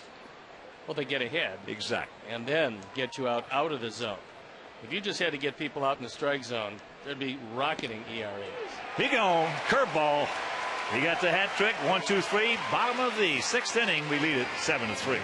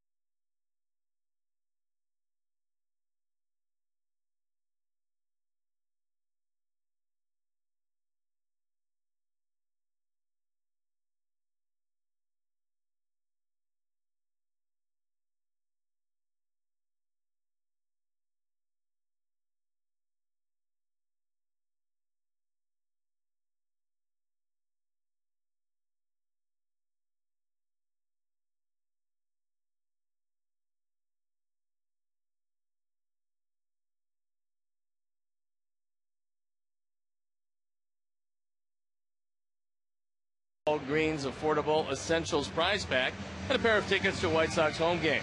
Brought to you by Walgreens, the pharmacy America trusts. Victor Marte comes into the game. Big right-hander. ERA a tick under 5, on for just the 4th time. And he inherits a 4-run deficit as Yabuda goes 2/3 of an inning. Gives up 3 runs on 2 hits, a walk and a strikeout.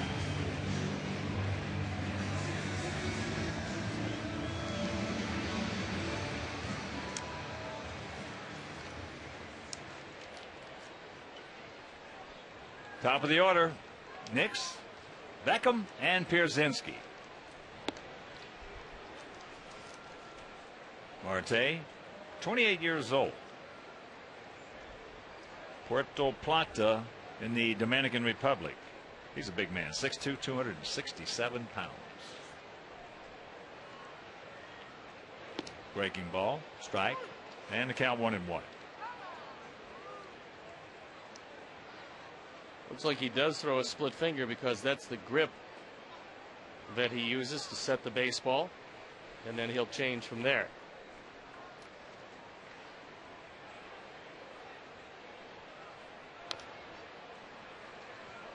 Can't recall his name, the right-hander from Detroit. Was the first guy we ever saw do that. The Latin pitcher. I'm going back a few years, obviously. It's set. Wasn't Lima. No.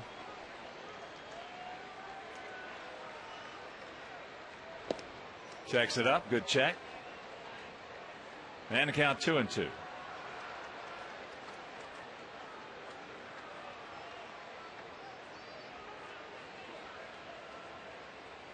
Big gap out there in left center. Jason is 0 for 3, but he scored a run. Hit the ball pretty hard down to Gordon, who booted it. That was in the bottom of the first. Beckham singled. AJ singled. Knocked him in.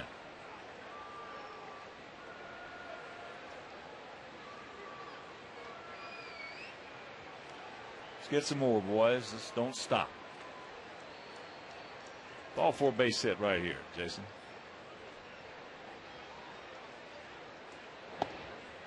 And that's ball 4.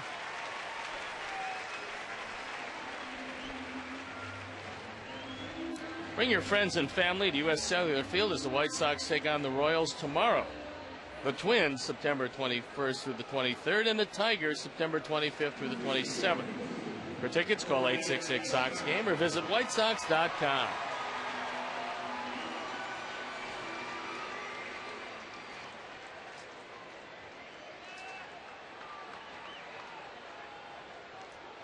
Gordon 1 for 3.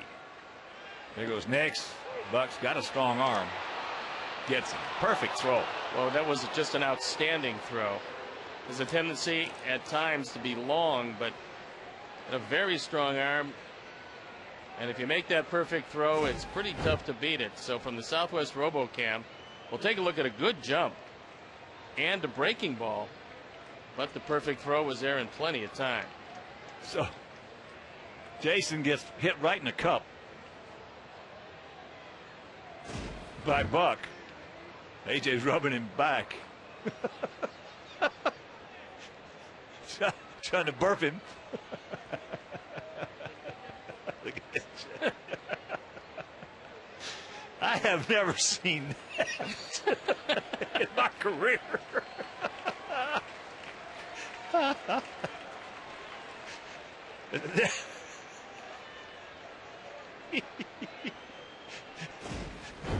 Well, watch this. Let's take another look at it as Buck comes up, follow through, Ow. And then whacks him. Yes, sir. That'll surprise you.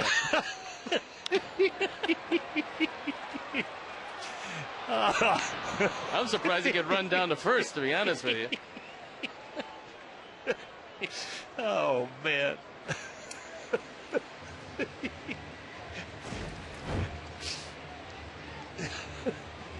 This is a good throw, and the follow through is something that Gordon was not expecting. So they get a 2-for-1. That's our HD shot of the game, maybe of the year.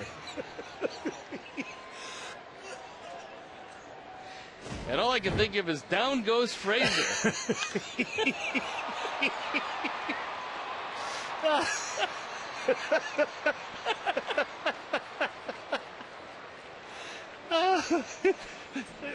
we lead at 7-3. He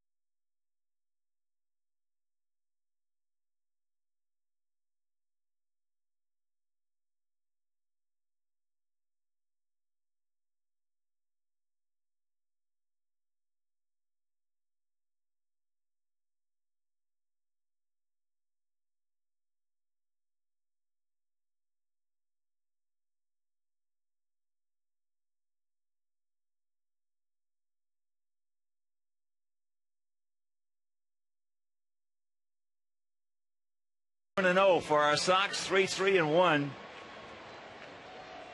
for their Royals. And DJ Carrasco on. And Carrasco comes in the game, and he's had just a spectacular year. He's 5-1, ERA 3.66, on for the 48th time. There's a chopper, 3-hopper. Callaspo is retired.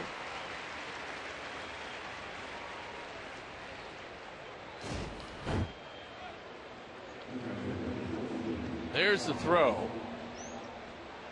Down goes Beckham. Out goes Nix.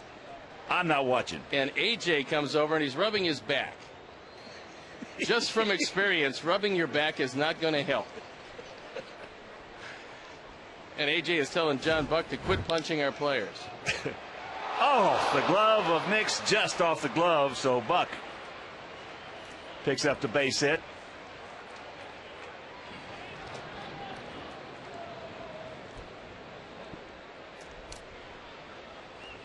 That's the most I've laughed in 34 years of broadcasting.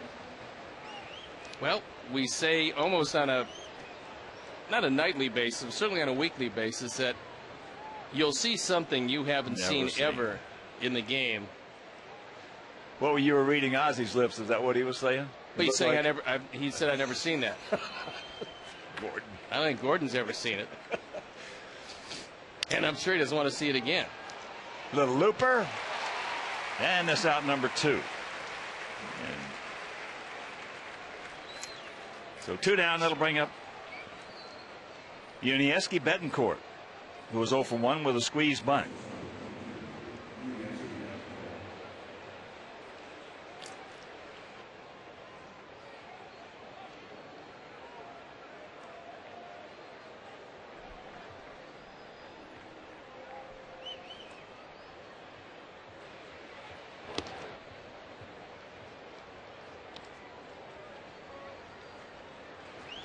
And GJ asked to come in, and whatever Ozzie has wanted him to do, he's been able to do this year.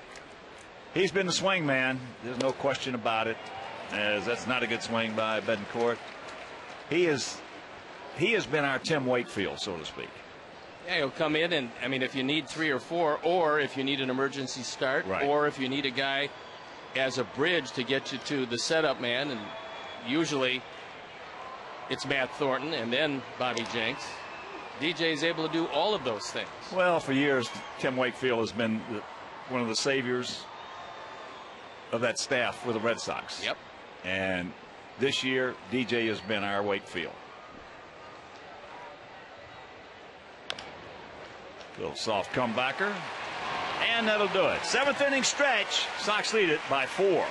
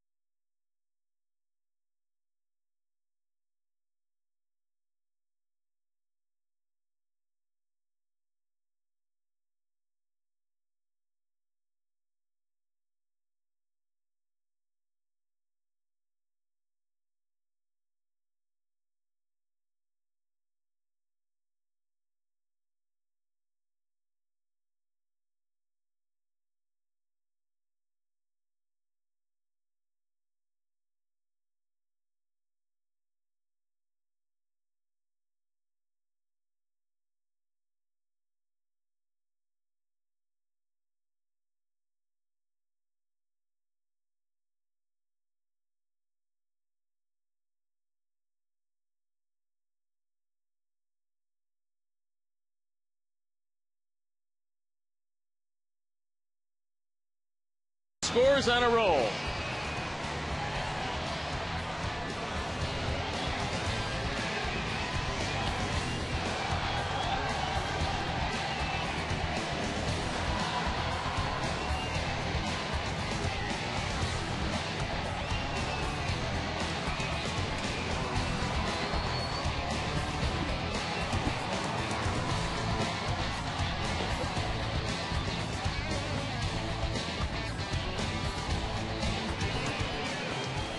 And Marte still in the game for his second inning of work. And he's going to face Paul Konerko to lead it off. Paulie is 1 for 2 with a couple of runs scored, one of them a home run. Headed to the bottom of the 7th with a 4-run lead in a game where we pick up some ground on Detroit, who lost once again to the Twins. Yeah, the Tigers have lost 8 out of the last 10.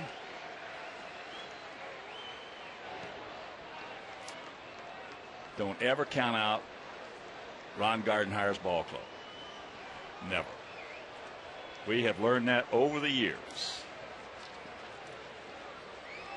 He is a good one.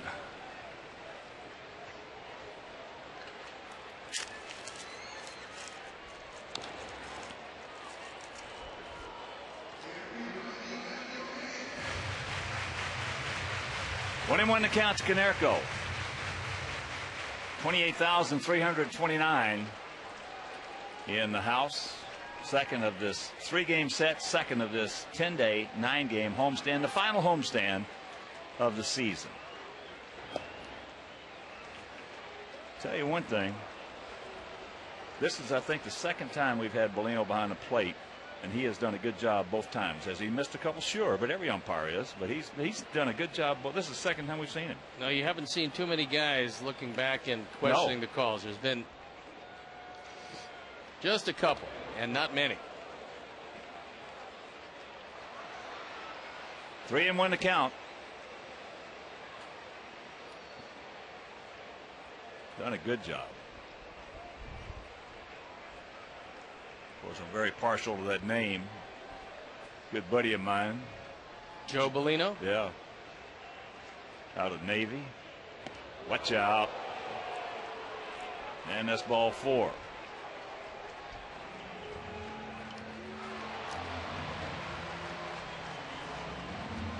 Hey, Sox fans, join the team in sunny Glendale, Arizona for spring training 2010 with lower prices. This will be the best baseball vacation ever. Visit www.whitesox.com/springtravel or call 1-800-892-7687. It is a gorgeous complex for those of you who did not get a chance last year to see it in this first year. Absolutely gorgeous. 140 acres, beautiful fields, and you can get up close and personal with all the players. Well, when I talked to you before spring training, you said, Hawk, you're going to see something you hadn't seen before. And we sure did. That was just gorgeous. Yeah. 1-0 the count to Alexei. Alexei 1 for 3 with a single and a run scored. Man, I got a headache now. I'm going to have to get on Gordon getting his bell rung. Well, you have a headache, which is better probably than what he has. Yes. Oh.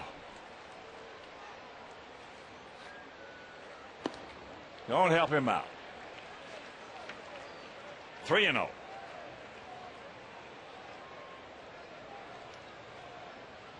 Yabuda walked 2. Hughes walked 3. Marte has walked 1 so far. Kansas City was leading 3-1 after 2.5. And that's ball 4. So back-to-back leadoff walks. For the teams that really aren't in it and not playing for much, this is pretty much an audition for next year and perhaps a spot in the bullpen. And if you show that you can't get the ball over the plate, it's going to be really tough to win a spot. Because the most difficult place to evaluate pitchers is in Arizona. The ball doesn't break as much. The infields are very hard.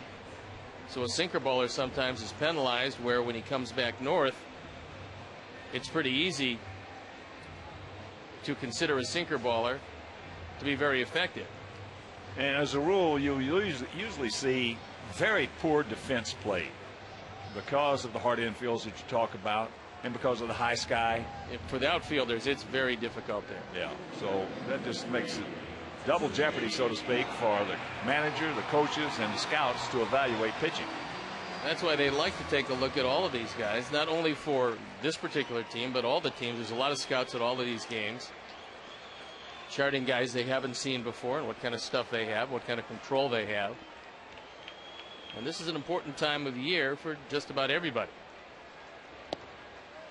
And he gets a curveball over to JD. He says, why me? 8 straight bad ones, and he gets that as Carlos Rosa throwing in the pen.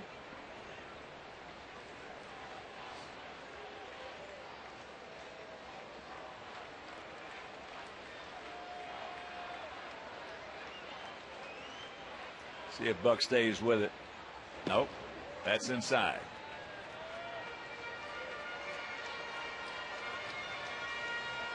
One and one the count.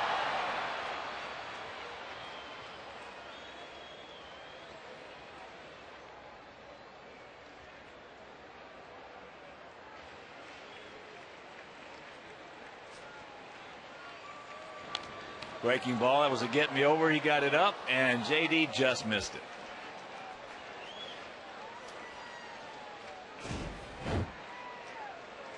When you're not going real well, you get hanging breaking balls, letter high out over the plate, and swing under it. Probably like to see another one right there.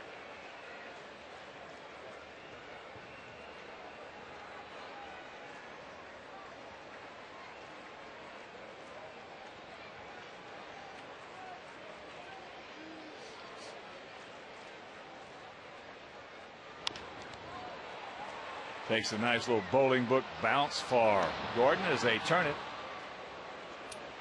5-4-3, 2 gone. And if some of you are just joining us, Jake Peavy started this one. He's a pitcher of record.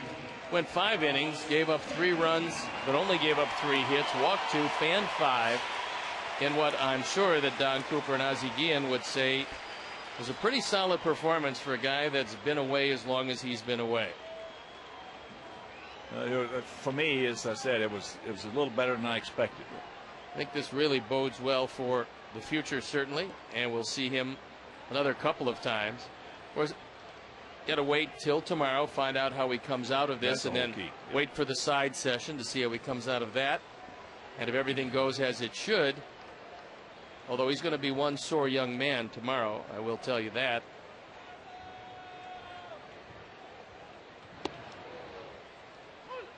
Curveball strike, and the count evens at 1. Well, you know, hitters talking about that hanger that JD missed right there. Hitters go through periods where they hit the ball pretty hard, but it's right at somebody.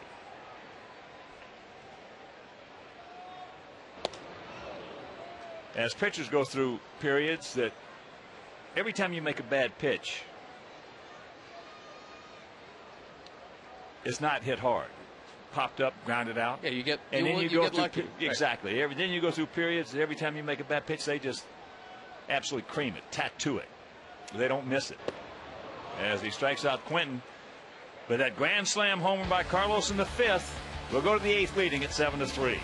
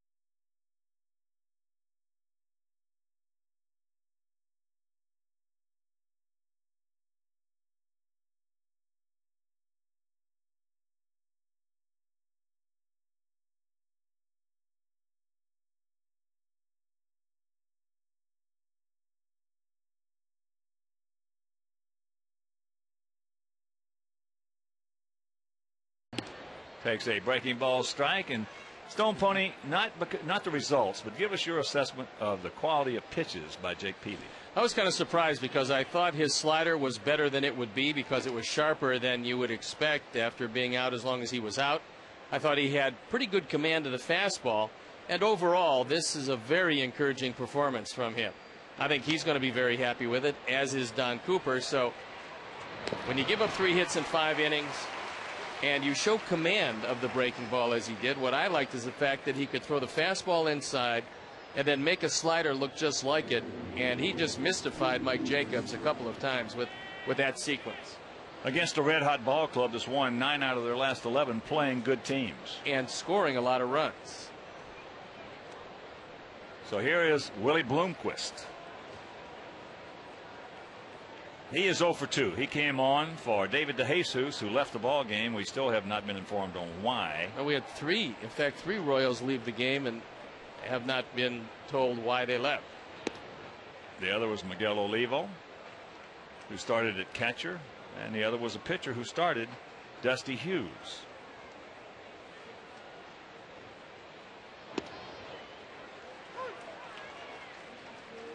For Miguel Olivo to leave a game without any apparent collision or pulled hamstring or quad or something like that we didn't notice, something had to be wrong. Well, he was a guy that had to accelerate. He was a guy that scored on that suicide, and it could very well be somewhere in really turning it on and scoring that run, he might have hurt himself. Yeah, we couldn't see it between home plate and the dugout. But he is a legitimate gamer. You got to get him out of there with a backhoe. 1-2.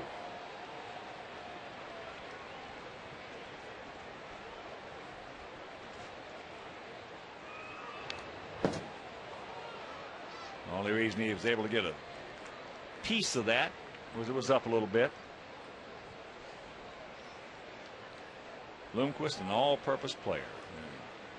DJ wanted us to give his best to his family and his friends as he just misses the outside corner.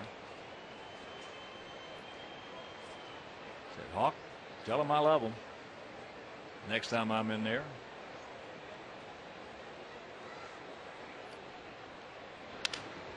A little broken bat, and Alexei is there. 2 down.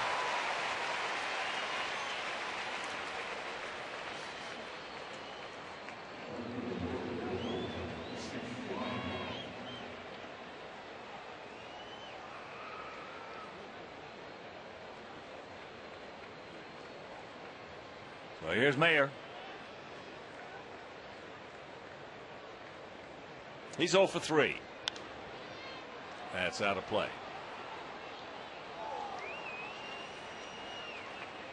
You're just tuning in.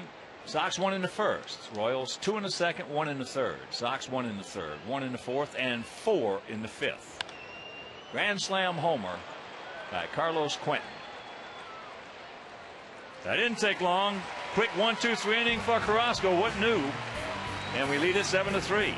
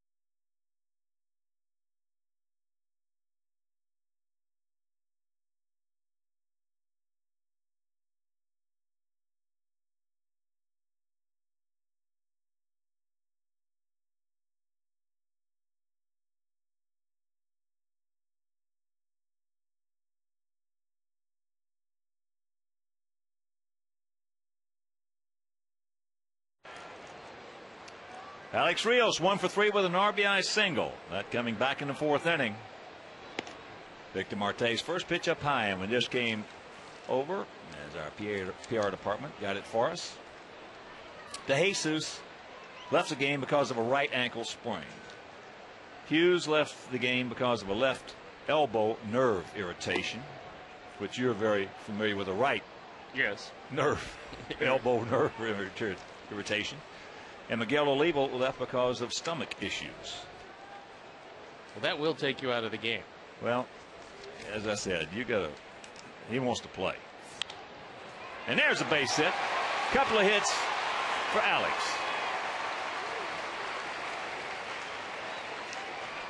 White Sox premium seating auctions are the best way to secure box seats just behind the dugout and tables outside the Miller Lite Bullpen Sports Bar for every home game. And opening bids start as low as $55 a seat. Visit WhiteSox.com to place your bid today.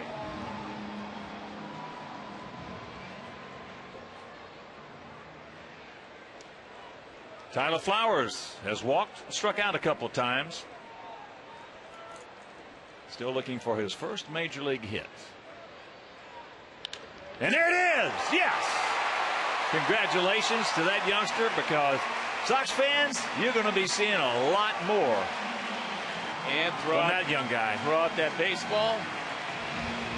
Throws it to Jeff Cox, who throws it into the dugout. And Mark Kotze throws the other ball up in the seats. Like he didn't know what was going on.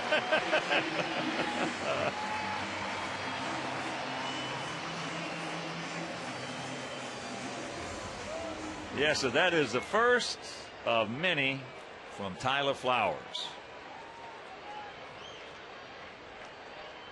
And here's Jason Nix. He's 0 for 3.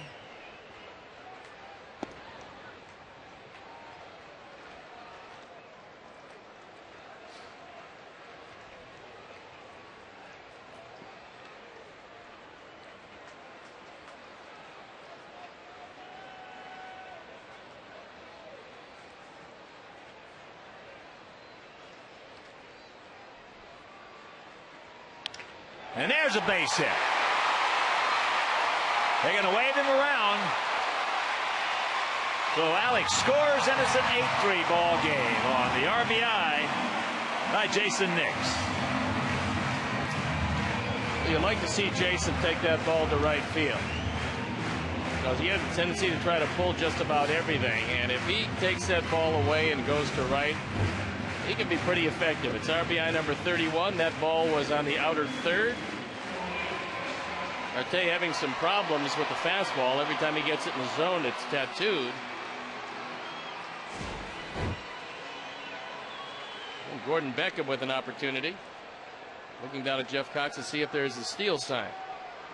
He better check John Buck instead of Jeff Cox. That's into right field.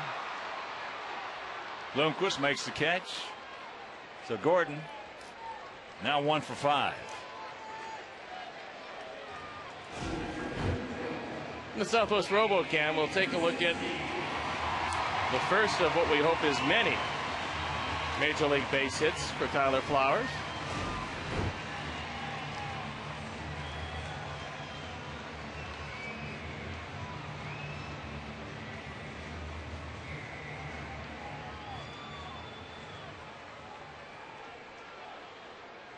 And here's AJ.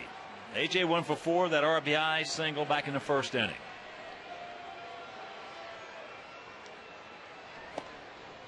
Checks it up. And the count 1-0. 8-10-0 for our Sox. 3-4-1 for their Royals. If you're just joining us, Minnesota beat the Tigers 6-2. Tigers have now lost 8 out of the last 10.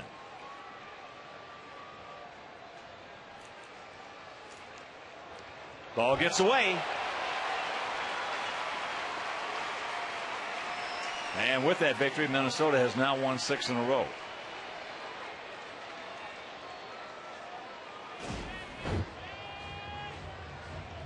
Our Marte threw it right into the dirt, and no chance for Buck, who tries to backhand it, but that ball was inside and bounced about 6 inches in front of the plate.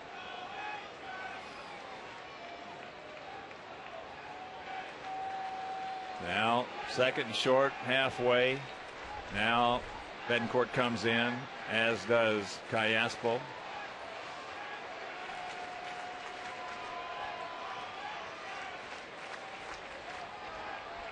And that's inside. 3-0 the count with Konerko, the on-deck hitter. In the finale here tomorrow afternoon, Freddie Garcia against Robinson Tejeda. And that game will be over Comcast Sportsnet if you can't make it to the ballpark. Final homestand of the season. And there's a strike.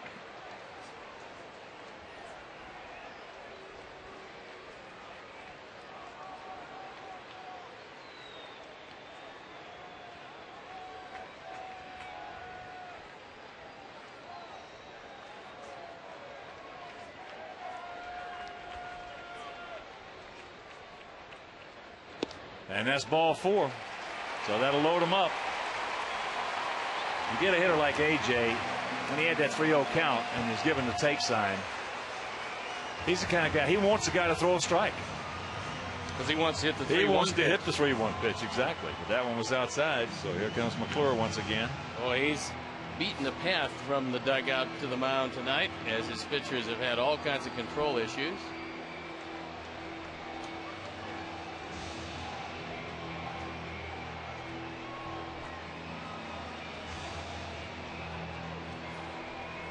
And then Monday, Tuesday, and Wednesday, make your plans to be with us right here for that big 3-game series with Minnesota. On Monday, to be announced later for us, against Nick Blackburn. On Tuesday, Johnny Danks, who's really pitching well, against Jeff Manship. And on Wednesday, Mark Burley against the left-hander who is pitching outstanding baseball for the Twins, Brian Dunsing. So make your plans to be with us for that. Plenty of good seats available. Call 866-SOX-GAME and check it out. But if you can't make it, that Monday game will be over Comcast Sportsnet. The Tuesday game over WCIU Channel 26. And on Wednesday on Comcast Sportsnet Plus. So 1 out, Sox packed with Sox. And here's Paulie, who's 1 for 2, a homer, a couple of walks, and a couple scored.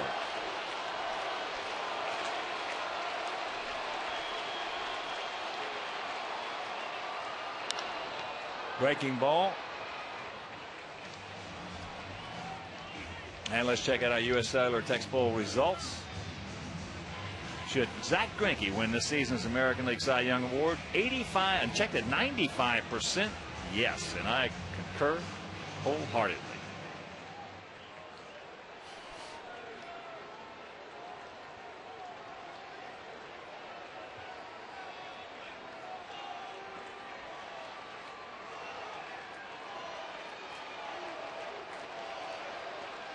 The 0-1 pitch. And now it's 0-2. Well, Kansas City, 27 games under 500. You put Greinke on a contending club this year with the year he had, he may have won 25 ball games. We saw him at his best the first couple times, and then we saw him less than his best. When you have an ERA in this day and age in the low 2s, in the American League, you're having a special year. In the American League, you better believe it. There's a base hit by Paulie. Got his hands, pulled him in. Yeah, they're going to hold Nix at third. As Tyler Flowers scores, and it is 9-3. This looked like a splitter that just kind of stayed there over the inner portion of the plate. And Paul, who had homered back in the 3rd inning, drives in his 2nd run of the night. He now has 84. 85.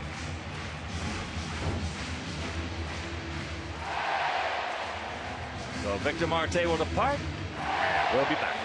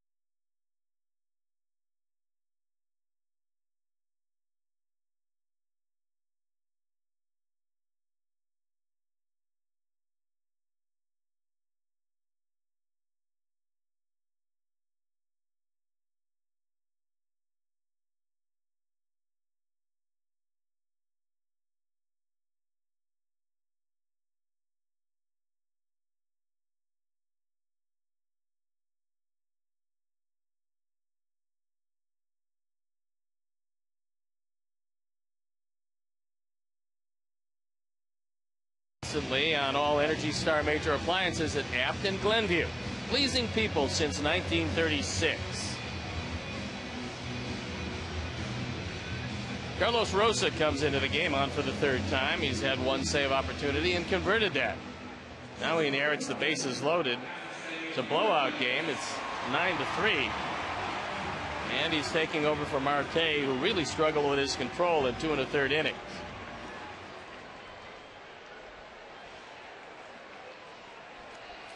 Sack still packed for Alexei Ramirez, who is 1 for 3. That single and a run scored back in the 5th. He also walked last inning. Down low.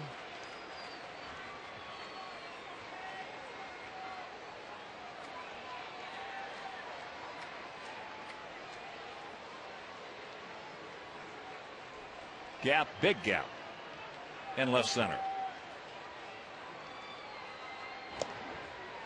Sox with 9 runs on 11 hits, no errors. Royals 3 runs, 4 hits, and 1 error. And the Sox have taken 9 walks tonight. Well, they have set up an awful lot of runs.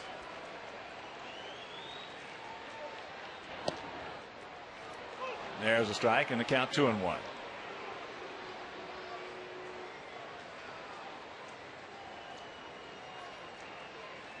Also want to send out a big White Sox shout out to Glenn Williams. Huge Sox fan watching in tonight and having a ball with the Sox putting 9 on the board.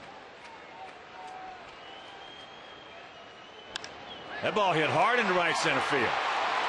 Bloomquist not going to get it. One hop. Ground rule double, 2 more score, and it is 11-3. So the Sox, little payback tonight after last evening. Second hit of the night for Alexei. His 2 runs batted in, giving him 67. And tack another couple runs onto Marte's log. That fastball low and away. Alexei puts a charge into it. Bloomquist comes up just a little short. Man, that did not cost us a run. As Paulie had held up a little bit, wait to see if it was going to be caught, so he wouldn't have scored anyway.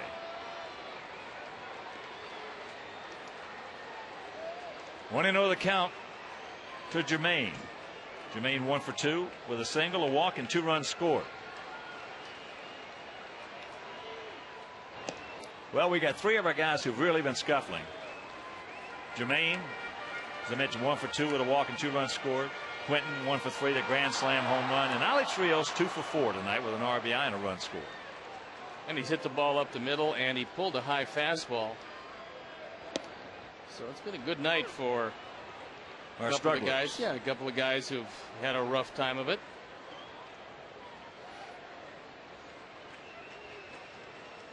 Well, it's got to time. Got to win. Got to win ball games. I figured coming into the ballpark today, we got to win 12 out of the next 14. And there's a base hit. That a boy, JD. Wave him around. He'll score, and it is 13-3.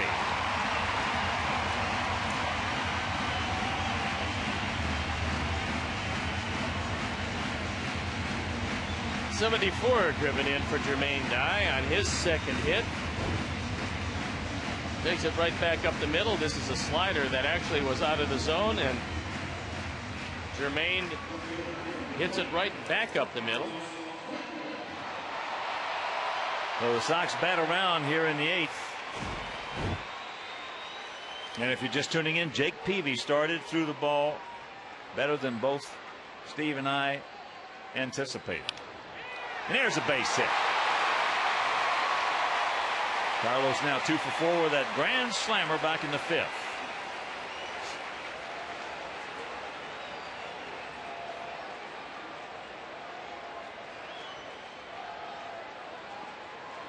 Carlos Rosa greeted rather rudely. 3 hitters, 3 hits, including a double and 2 singles.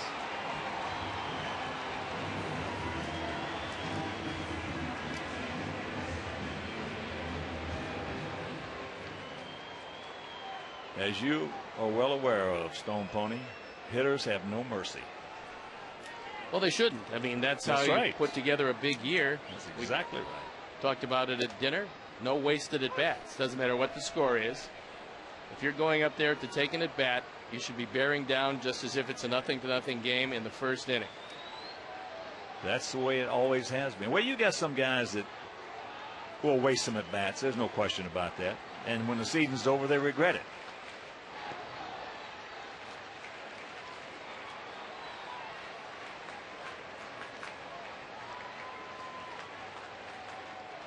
Where the wasted at bats used to really come into play in years past has been trying to set up a pitcher. That's not done today because the guy who's going to be out there, you're probably going to see once or twice anyway. So you don't have time to set him up. And that's to the right side, but a big crooked number goes up on that board. A 6 spot will go to the 9th, leading by 10.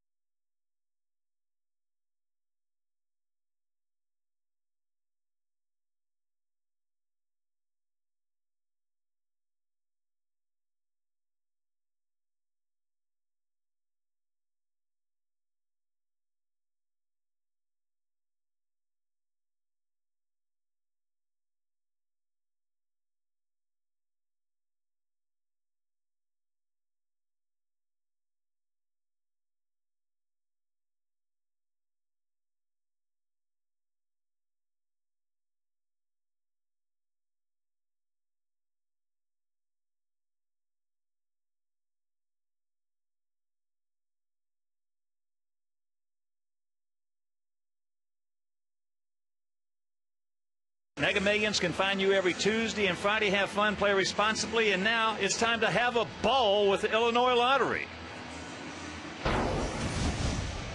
There it is in the 6th inning. John Buck takes down 2 guys with 1 throw. He cuts Nix down at second base and takes Beckham out with the same throw.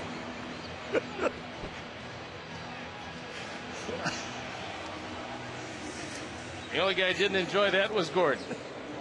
And he will never live it down. No, that piece of film is going to live for quite some time. Top of the 9th inning. 13-14-0 for us, 3-4-1 for them. Billy Butler will lead it off. Scott line breaks. First pitch taken for a strike. Scott comes onto this one 3-7, on for the 54th time. Butler a homer. He is 1 for 3 as there's a strike and the count 0-2. Picked up his 18th homer back in the 3rd inning. Jake struck him out on a good slider his first at bat, and then the second at bat he got a fastball up out over the plate, and Butler, as that's a fair ball. Take your time. Line, attaboy. 1 out. But he lined it into the Miller Lite Bullpen Sports Bar.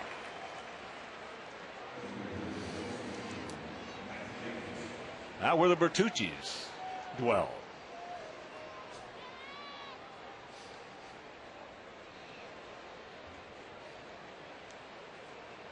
Here's Mike Jacobs, looking to stay away from that golden sombrero. Mike, powerful left-handed hitter, struck out in the 2nd, struck out in the 3rd, and struck out in the 6th.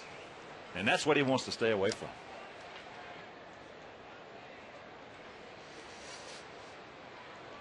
Jimmy Tianis with that shot. Of course, Jimmy, nice little Greek boy. He'll find everything nice.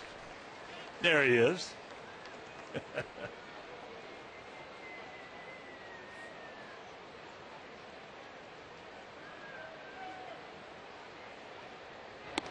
And there's a strike for the count, 1-2. Well, Jacobs is taking 2 pitches right down the middle. Well, when you struck out the first 3 times, your wheels get turning a little bit. I've been there and done that many times. He gone. And there is the golden sombrero.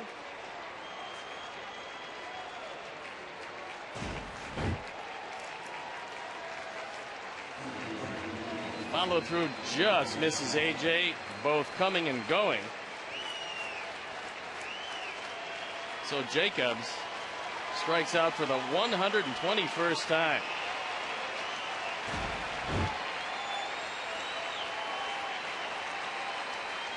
So here's Callaspo. 1 for 3, a single and a run scored. If you're just tuning in, the pitchers of record is there's a base hit. Are the starters Jake Peavy in line to pick up his first American League victory in our White Sox uniform. Dusty Hughes in line for his first major league decision, a loss.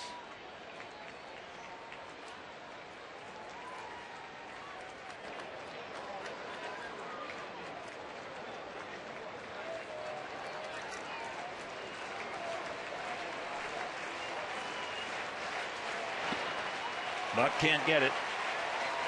John has been to the plate twice. He has walked and he has singled. He came in for Miguel Oliva, who had to leave the game with some stomach issues. Miguel had walked back in the second and scored. Oliva last night, a huge game for the Royals. 2 for 3 with 2 homers and 6 RBIs. Oliva leading this ball club in home runs with 23. He's the kind of hitter too, Stone Pony. You ever let him think that he can hit 30 or 40, he might just do it. Well, I don't think there's any doubt about it. That's how strong he is. Strong enough, certainly. Yeah. Right here, the 0-2. Close. As we mentioned, Dan Bellino has had a very strong game. This one is just up and out of the zone and maybe a touch outside. Good call.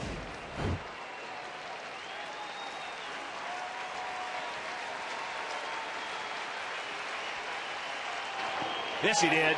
He went, he gone, and this ball game is over. He's got to tag him. I know that. There you go.